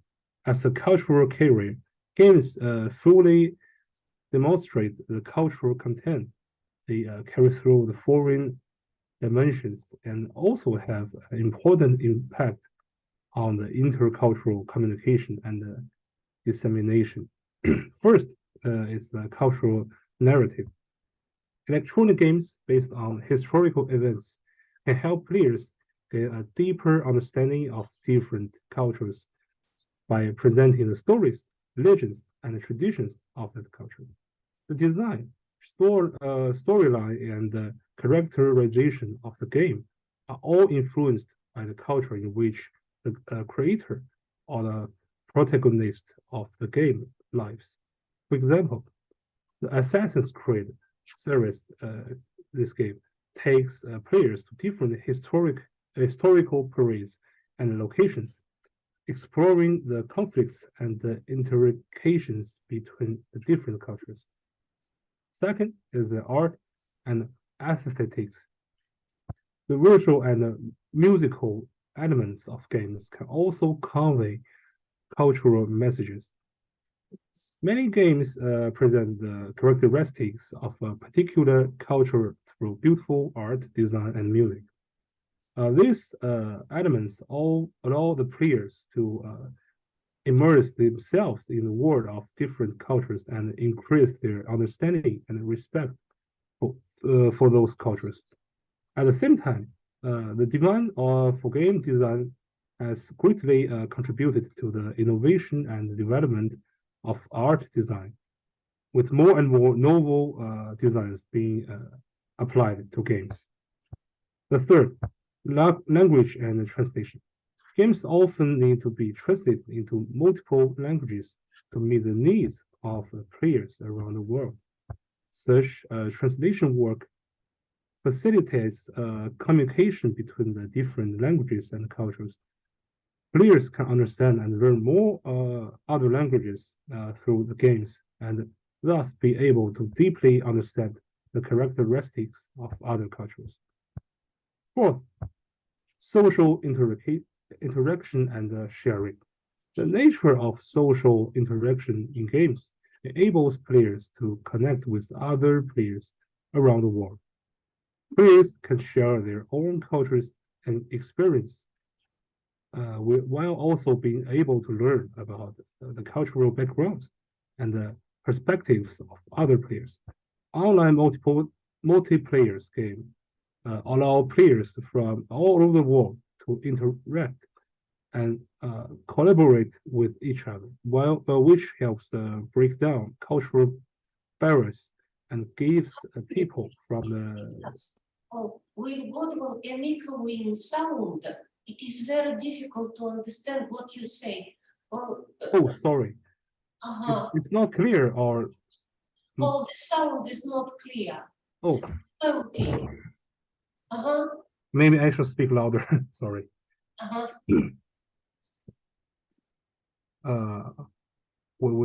yeah. The online multiplayer games allow players now. How about now? Is that better? Yeah. Okay, it's better. Okay. From all over the world to interact and collaborate with each other, which helps break down cultural barriers and gives people from different cultural backgrounds more opportunities to build friendships. Then the fifth, cultural heritage. Many games are inspired by the traditional cultures and strive to pass on and promote the values and stories of these cultures. These games can help younger generations better understand the roots of their culture and maintain the cultural continuity. Yeah. For example, the series of game named Uncharted tell the adventurous stories while introducing treasures and relics from different historical and cultural contexts. Then there's the sixth, the social impact and the two-way influence. Some games explore social issues and cultural challenges and disseminate values and ideas, thus triggering social discussions, promoting social change and deepening cultural awareness. For example, the game Detroit Become Human triggered a wide-ranging discussion among players about whether artificial intelligence should be considered as the intelligent life or not. The games are not only influenced by culture, they can also influence it. Some popular games and the game characters have become cultural icons, influencing the areas such as film, literature, and art. That is the conclusion. A sense of electronic games is virtual reality. Its biggest feature is participation and interaction. As an art, it gives the player, it gives the player a sense of the participation far beyond any previous art, because it makes the player jump out of the identity of the third part bystander limitations, active generation into the work, which makes the role of the immersion greatly enhanced. In the course of the game, the player continues to accumulate relevant perceptual experience. For that, is easier for the player to communicate with the productor and other players, thus creating the empathy. The relationship between the games and the culture is multi-layered and multi-dimensional. They are both a reflection of culture as well as an inheritance and innovation of culture. In the era of globalization, games have gone beyond mere entertainment to become a bridge for cross-cultural exchange of understanding and dissemination, providing a widely popular opinion for the interaction between different cultures, born in the culture and creating culture at the same time. The ninth art provides people all over the world with new channels of cultural exchange in its own unique way, making far-reaching contributions to the dissemination and interaction of culture. And that's all. Thank you.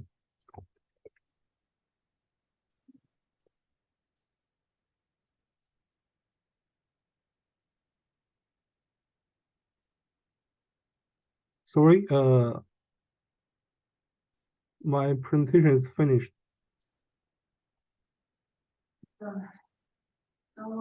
It was well. I know that it must be very interesting. Unfortunately, the sound was not very good, and that's why we did not understand everything. We understand that you were speaking about quite an important art of modern days about comics, yeah. In fact, the ninth art I mentioned was electronic games. Okay, well, are they popular in China? Yes. Yeah, okay, well, the American type, or you have your own approach? Pardon? The American type of comics, or you have your own Chinese approach to drawing the comics?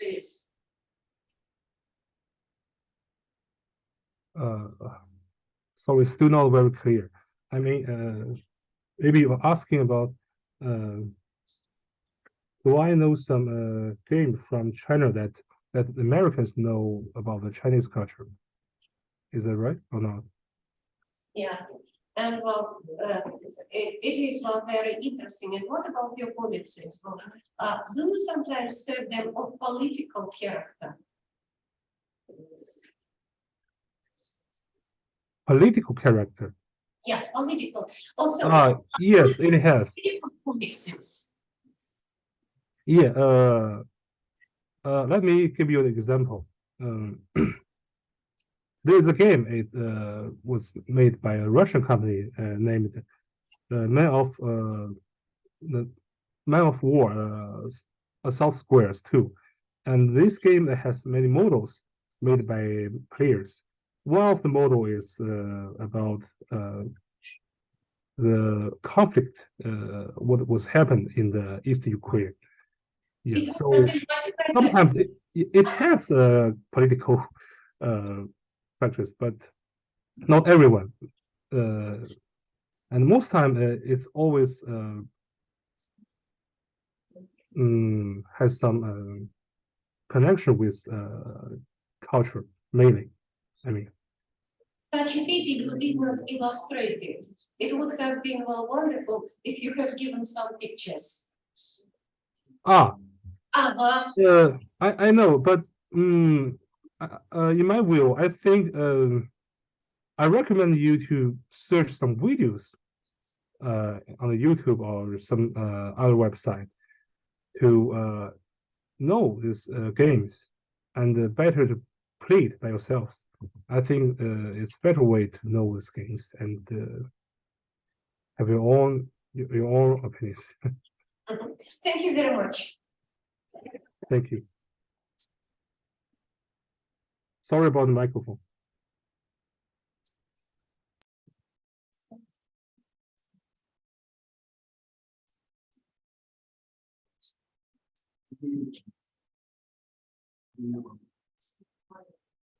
So, Jan Swan, you're welcome to speak.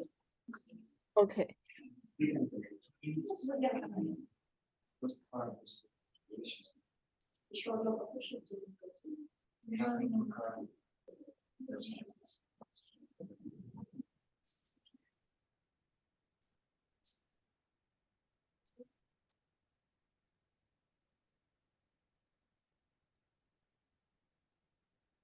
Good afternoon, Professor and classmates. It's a great honor for me to make a speech here. And my topic is taking China's poverty reduction experience as an example, discuss poverty reduction cooperation under the BRICS cooperation mechanism.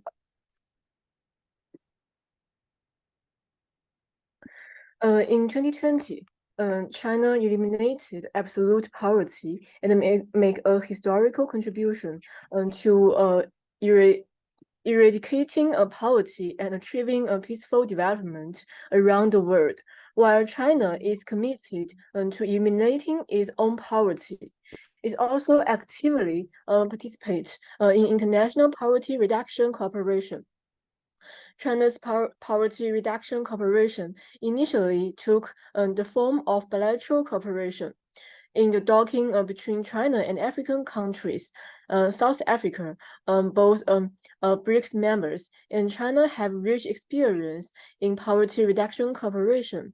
Tang Jianren, Minister of Agriculture of China, point out that China has three important experiences to share in its fight against poverty.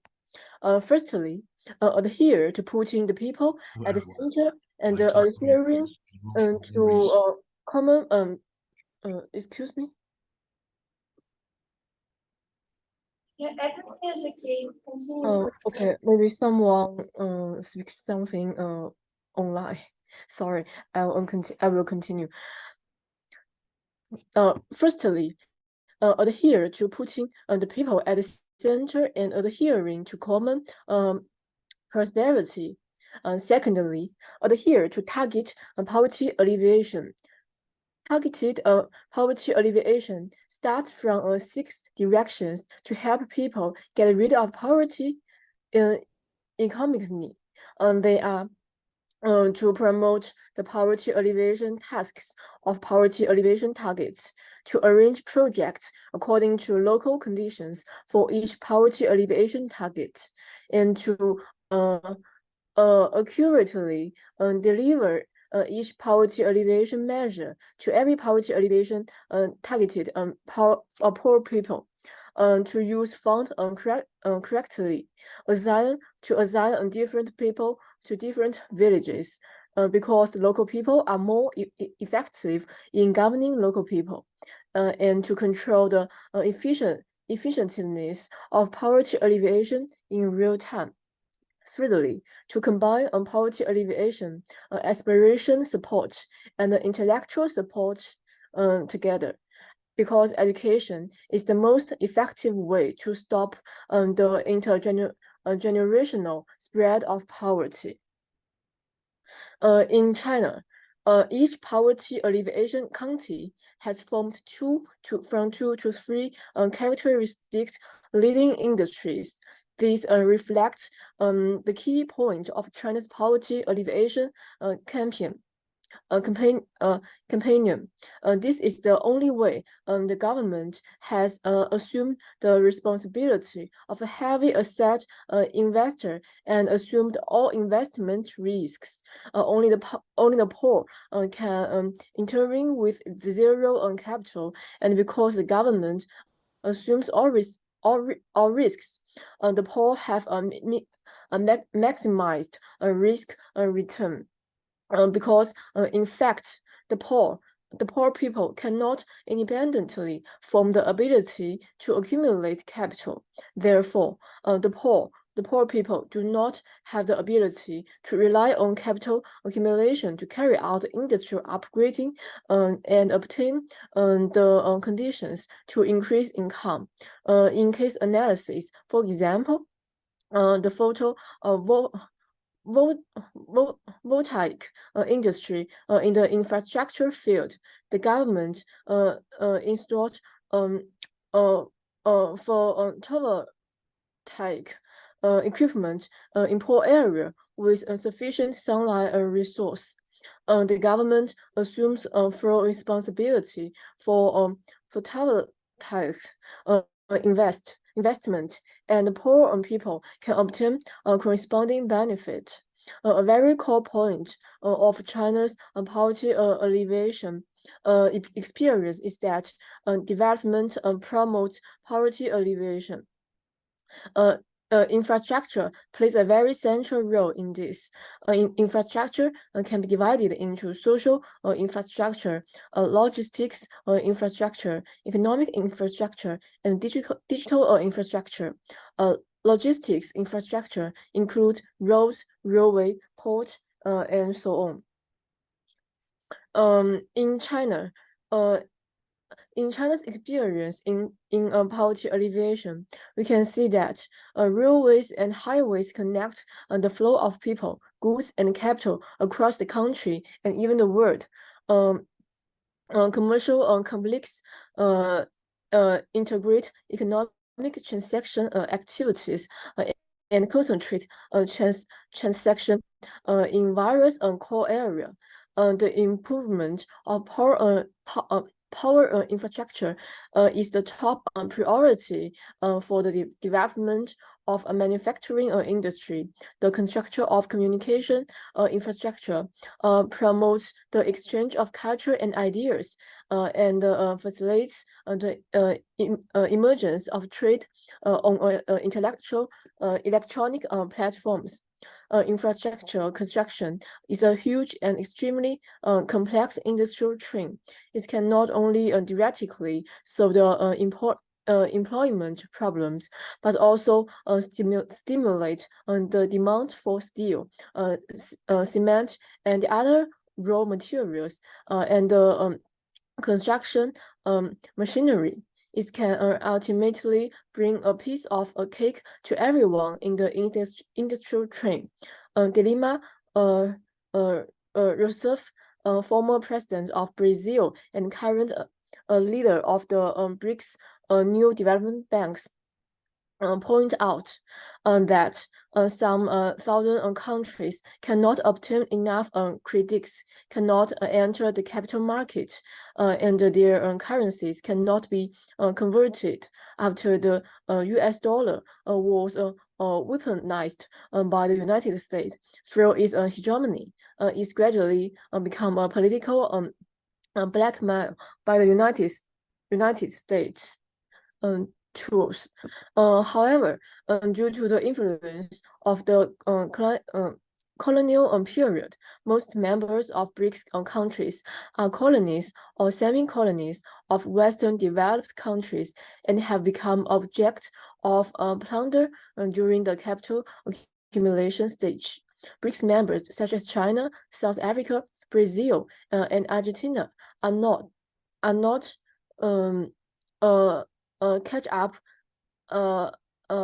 cannot catch up with the area of explosion of productivity and capital in the first and second industrial revolutions.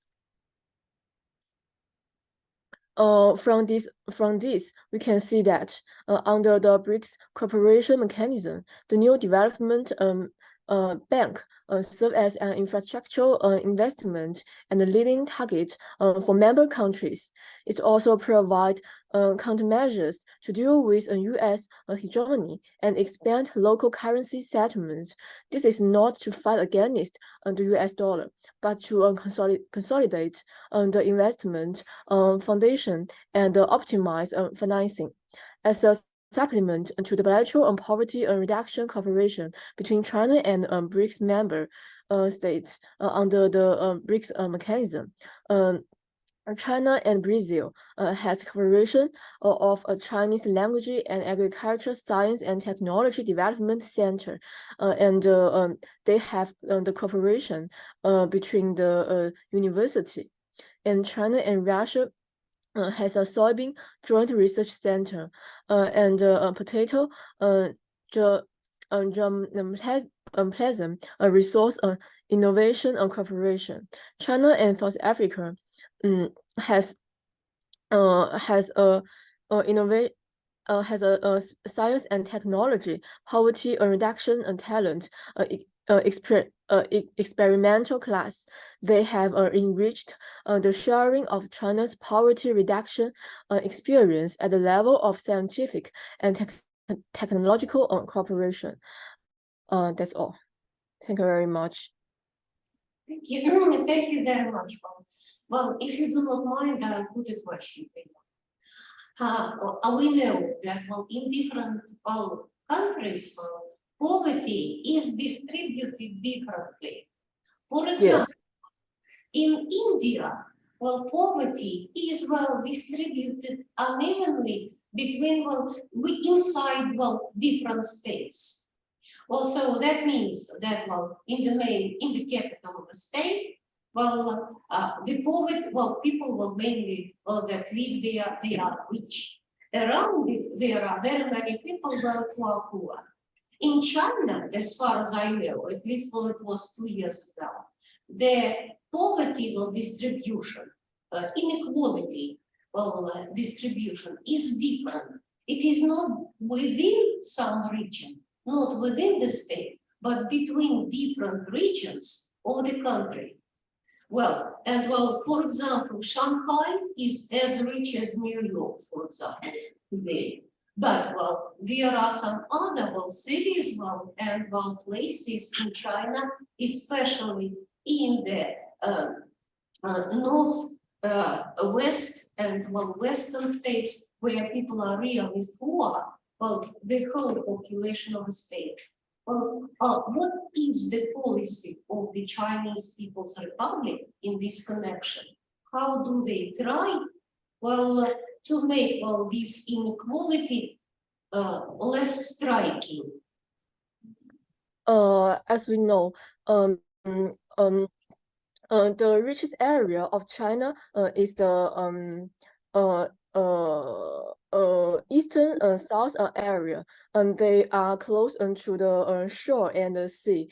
So the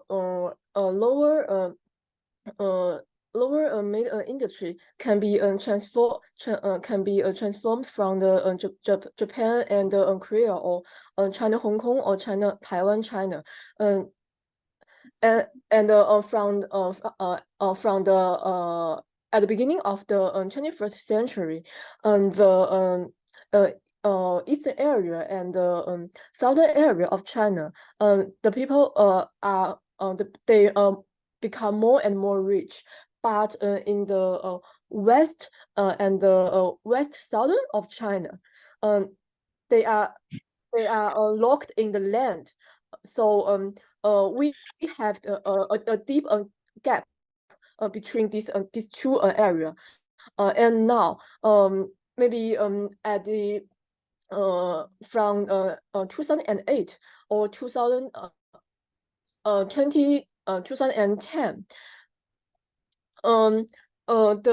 this two area, each area should help the poor area to develop their economics.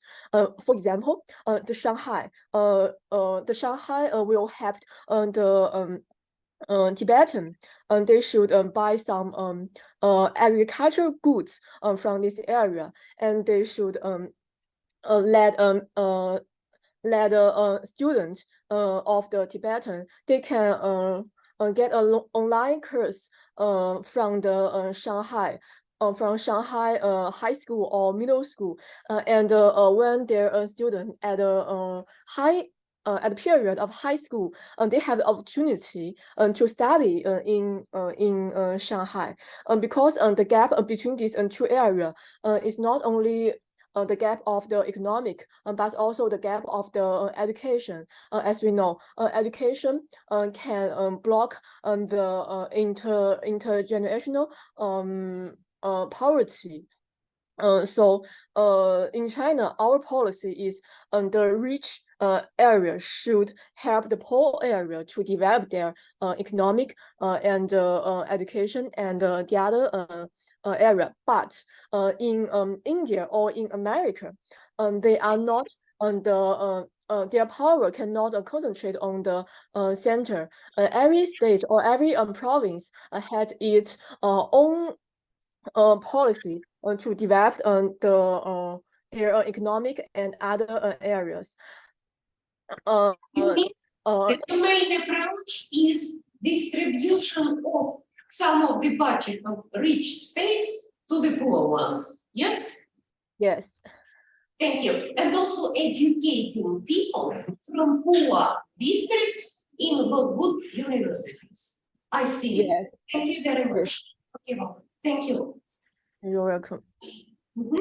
Yeah, okay, well, so Polina Pavlova, thank you very much. Well, now we are going to listen to another speaker who is with us. Oh, what was the issue? Sorry. Thank you. Thank you. Thank you. Oh, Oh, happy to see you. hello, Professor. My name is Guo Xinzhou. Okay, well, so is it about Chinese policy in Eurasia? Are you going to tell us some words about? Language ecology, very interesting indeed. Thank you. Hello, Professor.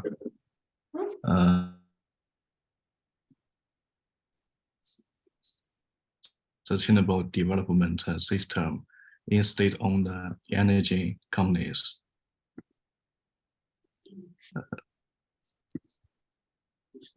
Before I came to MSU, I worked for China state-owned energy enterprise, Huaneng, and China Nuclear Power New Energy for almost 2 years.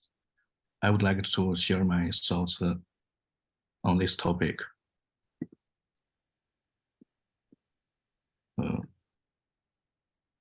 The language ecology in the sustainable development system plays an important role in state-owned energy companies. Language ecology refers to the interaction and balance between various languages, dialect, and cultural elements within a given society or organizations. Why is it so important? Maintaining a healthy language ecology in state-owned energy companies is essential for sustainable development for the following reasons. Firstly, cultural maintenance. Language is part of culture, and it transmits value and traditions. Maintenance a diverse range of language and cultural elements helps to preserve the cultural diversity of state-owned energy companies. Secondly, internal communication. Within state-owned energy companies, employees may speak multiple languages with dialects. Maintains a good linguistic ecosystem contributes to effective international communication, reduce misunderstanding, and improve work efficiency. Diversity. State-owned energy companies often operate in multiple regions and countries. Having diverse language completely can help companies better understand and serve diverse customers and markets. Social responsibility. State-owned energy companies play an important role in social responsibility. Protecting military language and culture helps to meet social aspiration and enhance a company's social reputation. And what happens? Maintains a healthy language economy in cultural to the sustainable development of state-owned energy companies. It contributes to greater organizational relations, employee satisfaction, and meeting societal expectation. And what should be done? What should be done? Um, Okay, so. State-owned energy companies should. Yeah, okay, well, when you show these wonderful pictures, beautiful pictures of China, I think about ecology. But well, as far as I understand, you are speaking about language ecology.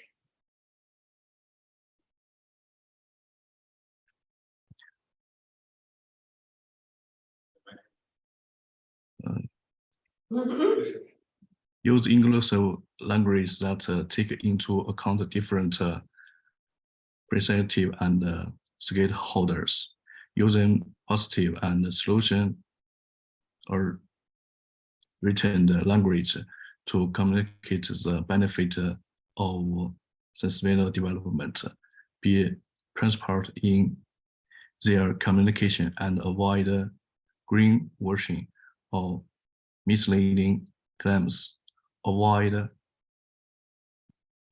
paraphrasing the language and instead seek common ground in sustainability discussions, educate their term and communicator on the principle of sustainable language, regularly review and update communication materials to ensure compliance with evolving language standard. Summary: effective communication practice, both in the modern media space and in the responsible use of language, crucial to success of state-owned energy in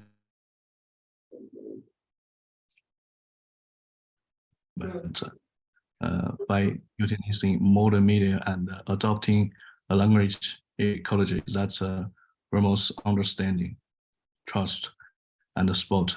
State-owned energy company can make a significant contribution to sustainable development and the transition to clean and renewable energy on a global scale. That's all. Thank you. Thank you very much. Okay, and well, nevertheless, my question is about the language ecology. And well, as far as I understand, language ecology is one clever usage of the language so that all the terms are quite clear. In this way, there will be no misinformation and well, there will be well, a logical understanding of what is being told. And well, in this connection, my question is, well, and well, do you use very many well American well terms in the Chinese language?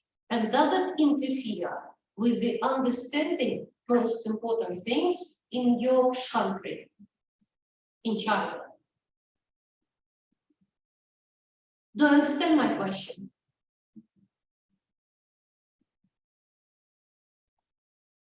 Terminology, is it mainly American or you create well your own words to make well the understanding of different processes absolutely clear to everybody?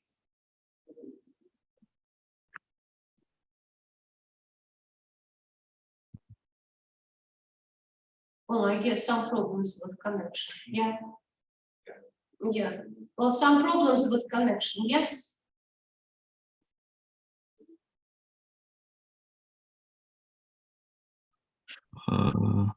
Just a minute. Well, it's okay.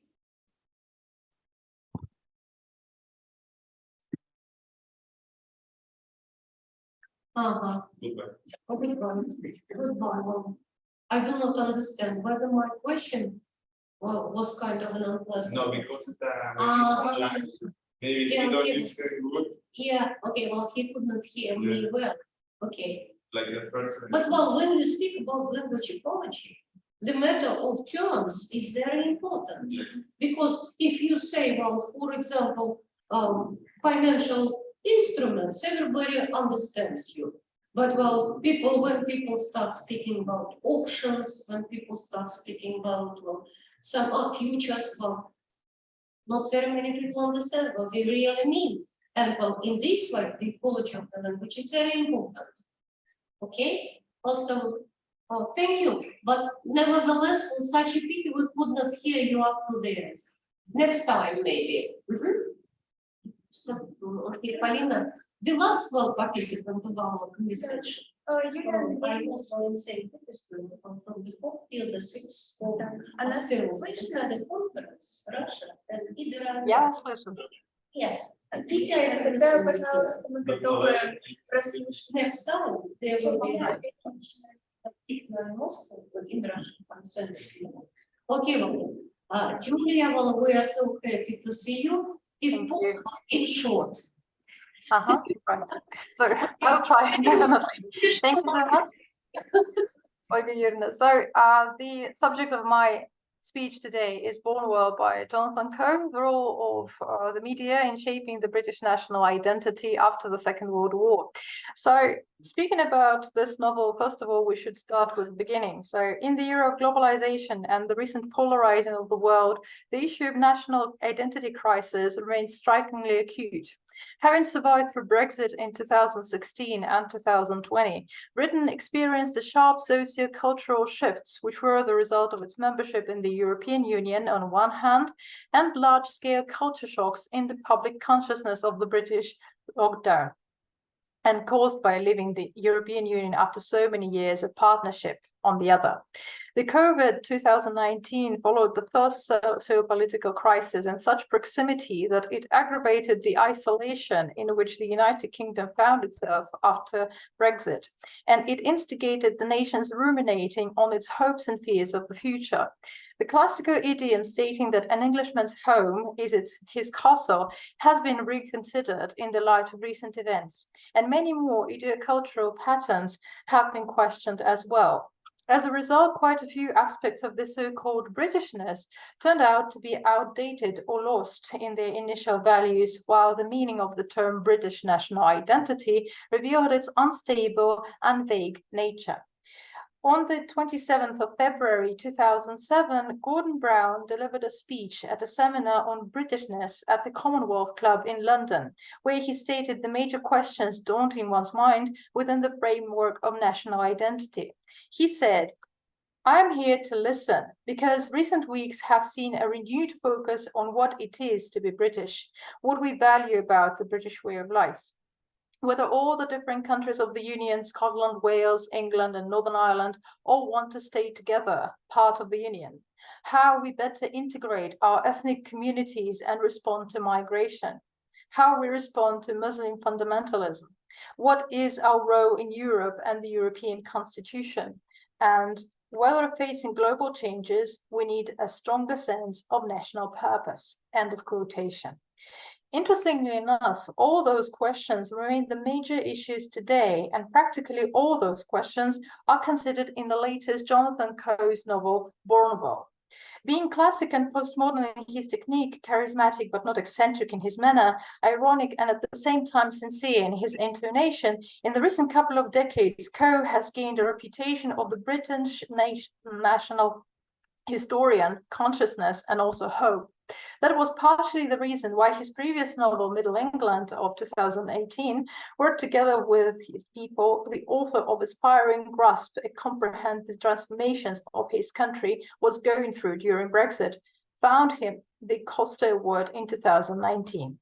The combination of openness, authenticity of experience delivered by one of the nation's representatives, and the critical acclaim received by Coe's previous works makes his new book, Born Well, practically symptomatic and worth of consideration if we crave to perceive the British perspective on the world and themselves in the current situation.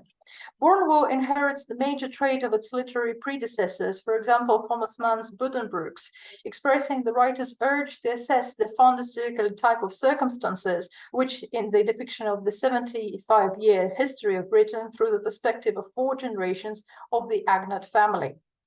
The novel has a circular structure, and the pre-lockdown state of Europe in the early spring of 2020 sparkles a set of conversations, one of which vocalizes the pivotal question to the Brits at the time: that new path you have taken in the latest few years. Why exactly did you choose it? And why did you choose it, this man, of all people, to lead you down it? End of quotation. By this man, obviously, Boris Johnson is meant. And the question is asked by the genuine Anglophone from Salzburg, who was shocked to find out that Britain was on the verge of Brexit. And he also couldn't try to cohere the idea of Britishness that he saw in the 70s when he visited England at the time, and the England that he found in the year 2020. Searching for the answer brings upon a set of other questions. What does it mean to be British? Is there such a thing as a typical English person? And how can we speak of Britishness, even if in London and England are not the same thing?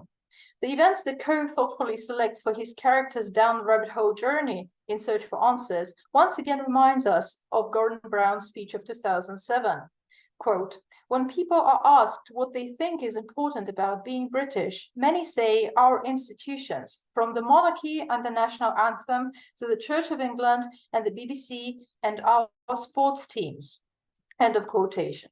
Those are precisely the institutions that are at the backdrop of each episode. The attitude towards them experiences the growing influence of the mass media. So we can see that the timeline is presented in the novel by the 7 major events, starting with the VE Day, the Victory Day of 8th March 1945, just immediately right after the Second World War, and it ends with the 75th anniversary of May 2020. In between, Coe considers the coronation of Queen Elizabeth II. It is worth mentioning that in his novel, when it was published, there was no sign of the Queen dying yet. Nevertheless, the idea of loss, of a major loss, not only of the Queen, but also of the Britishness itself, correlates hugely with the current state of the former British Empire and nowadays Britain. The second episode, which comes after it, is the World Final Cup, the match between England and West Germany, which England won by the skin of their teeth. In this kind of episode, the revelation is about how the echoes of war still influence the childish behavior among the new generation, where the children who just heard something from their elder brothers and sisters, or maybe their elder relatives, they still pertain this kind of hatred on the inner level. And that is why the younger generation of British kids don't want to play with the German ones, although there are still people who have the idea of what is true and what is not, and try to find some kind of new bridges to forge new human connections after it. The next episode concerns the investiture of Charles, Prince of Wales, and it needs to be mentioned that it sounds overwhelmingly critical towards both the family itself, the royal family, and to Charles as a kind of a strange representative who doesn't know Welsh, who doesn't know Welsh culture. Nevertheless, he is the Prince of Wales for some reason, and so Coe depicts the people of the Welsh people who protest against it and can't find the consolation in the fact. Then comes the wedding of Prince Charles and Lady Diana, bringing upon lots of aspirations, which were hugely covered by newspapers and TV sets, etc. And so all those consolations were found ungrounded, simply because in the year 1997, Diana died in the supposedly organized kind of crash. So all these events are given through the eyes of different generations of kids, of adults, of teenagers, of the older ones, but all of them are somehow overwhelmed by the media coverage. If we take a look at the idea of representation of war glory at the beginning of the novel, the first media which is mentioned is the radio, not even the newspapers, the radio. And so when victory has come, first comes the King George speech. And so even his stutter, even the pauses that he makes, they make the silence just brilliant because it is extremely, this is just a one-in-life experience for all people who are listening, regardless of where they are, in the pub, at home, on the front line still, or already in the backyard of their garden. It doesn't matter. All the media coverage, all the radio coverage unites the nation. It brings upon the sense of achievement. It brings upon the sense of real victory, the true pride of their nation. And then comes Churchill's speech, which also boosts the feeling. So moving forwards, the coronation of Queen Elizabeth is already covered by television. And so all the immense kind of details, the colors which are described, because the television is still black and white, nevertheless, it fascinates the audience. And so the type of pastime, which today we consider just a time killer, that moment brings upon as some kind of sacrifice that we all commit to in order to perceive the divine nature of monarchy. And so it is the event which gathers together families, neighbors, even little villages, if there is only one TV set for this kind of location.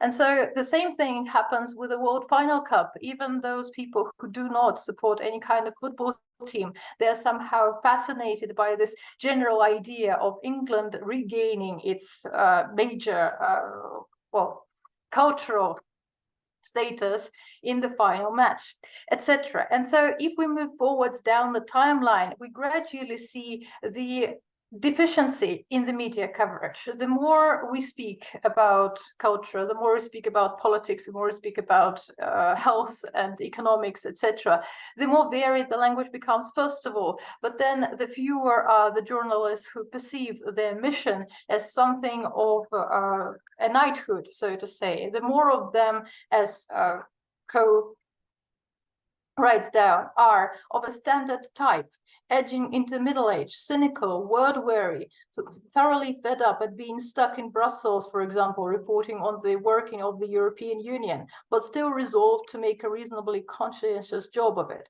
But the word stated to reach Martin, one of the main heroes of the novel, that of a pack, there is a member who treated the whole thing as a joke by playing fast and loose with the facts and spinning every story as though the workings of the European parliaments were part of an elaborate conspiracy to thwart the British at every turn. His newspaper employer hired him as a reporter, but he was not a reporter at all. He was a satirist and an absurdist, and he was clearly enjoying himself so much and making such a name for himself that all other journalists were consumed with envy and were all busy working out how they could become like him.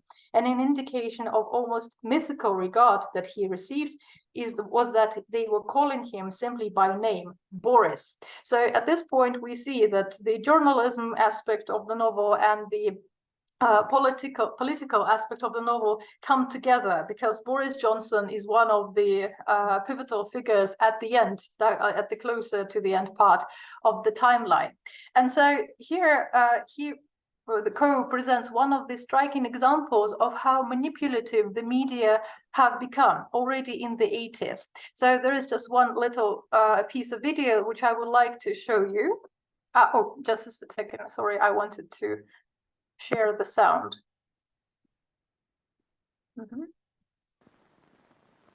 Some of you may have noticed that for the past few years, Britain has been invaded by the Italians, the Germans, the Japanese, and the French. Now we have the means to fight back. The new Austin Metro. The new Metro is so aerodynamic that at a steady 50 miles per hour, the Metro HLE gets 62 miles per gallon. The new Metro has a split-action rear seat to let you choose between more space or more seats. And to help send the invaders back where they came from, the new Austin Metro goes 12,000 miles or 1 full year between services.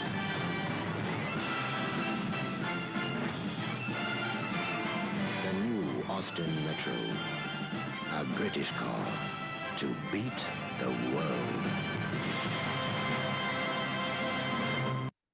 So This little video shows you just an example of how advertising of the local production, the Leyland factory to be more exact, brings upon all the aspects that the British are usually proud of, all the allusions to their rural idyllia, all the national aspects, for example, the anthem playing backwards, that's a Rule Britannia, people waving tiny Union Jacks flags, allusions to popular TV series, for example, that man with medals who is trying to salute to the new Austin Metro, he is clearly depicting one of the characters of a popular British TV series, Dad's Army, etc. But more than anything else, it is the reminiscence of the wartime glory, the very initial episode of the Victory Day in 1945.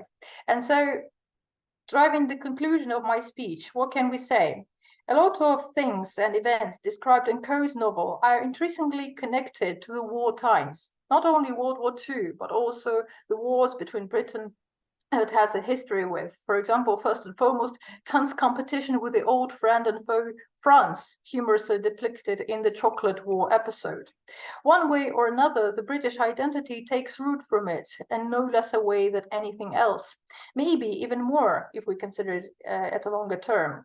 And thinking about the suggestion, either consciously or not consciously described in the book, one can hardly disagree that the state of war indeed brings about the best and the worst in a nation. The current affairs, obviously, in the world give us striking examples on the question. As though through the fight, a people as a nation that defines themselves through the realization of who they are and who they do not want to be. Coe's fight is not the outward one, it is concentrated within the state and is first of all aimed against faulty policies, low quality journalism overtaken by greed and consumed by self-indulgence and opportunism, and operating a faulty language polluted with cliched slogans, empty promises, emotionally charged labels, and mottos full of rage. This is what causes major erosion of community, as the Spectator critic called it. In the war against oneself, the only weapon is a mirror. And when politics and the media fail, it is literature and art, with their purified and lively language of various forms, that come forward to hold that mirror in front of the nation, to help it find again its authentic face. In this and many other senses, Coe's leitmotif states a simple yet still striking truth. Everything changes, but everything stays the same. And in this sense, there is still hope for the Britishness. So thank you so much. This is the end of my speech. Okay, well, dear listeners,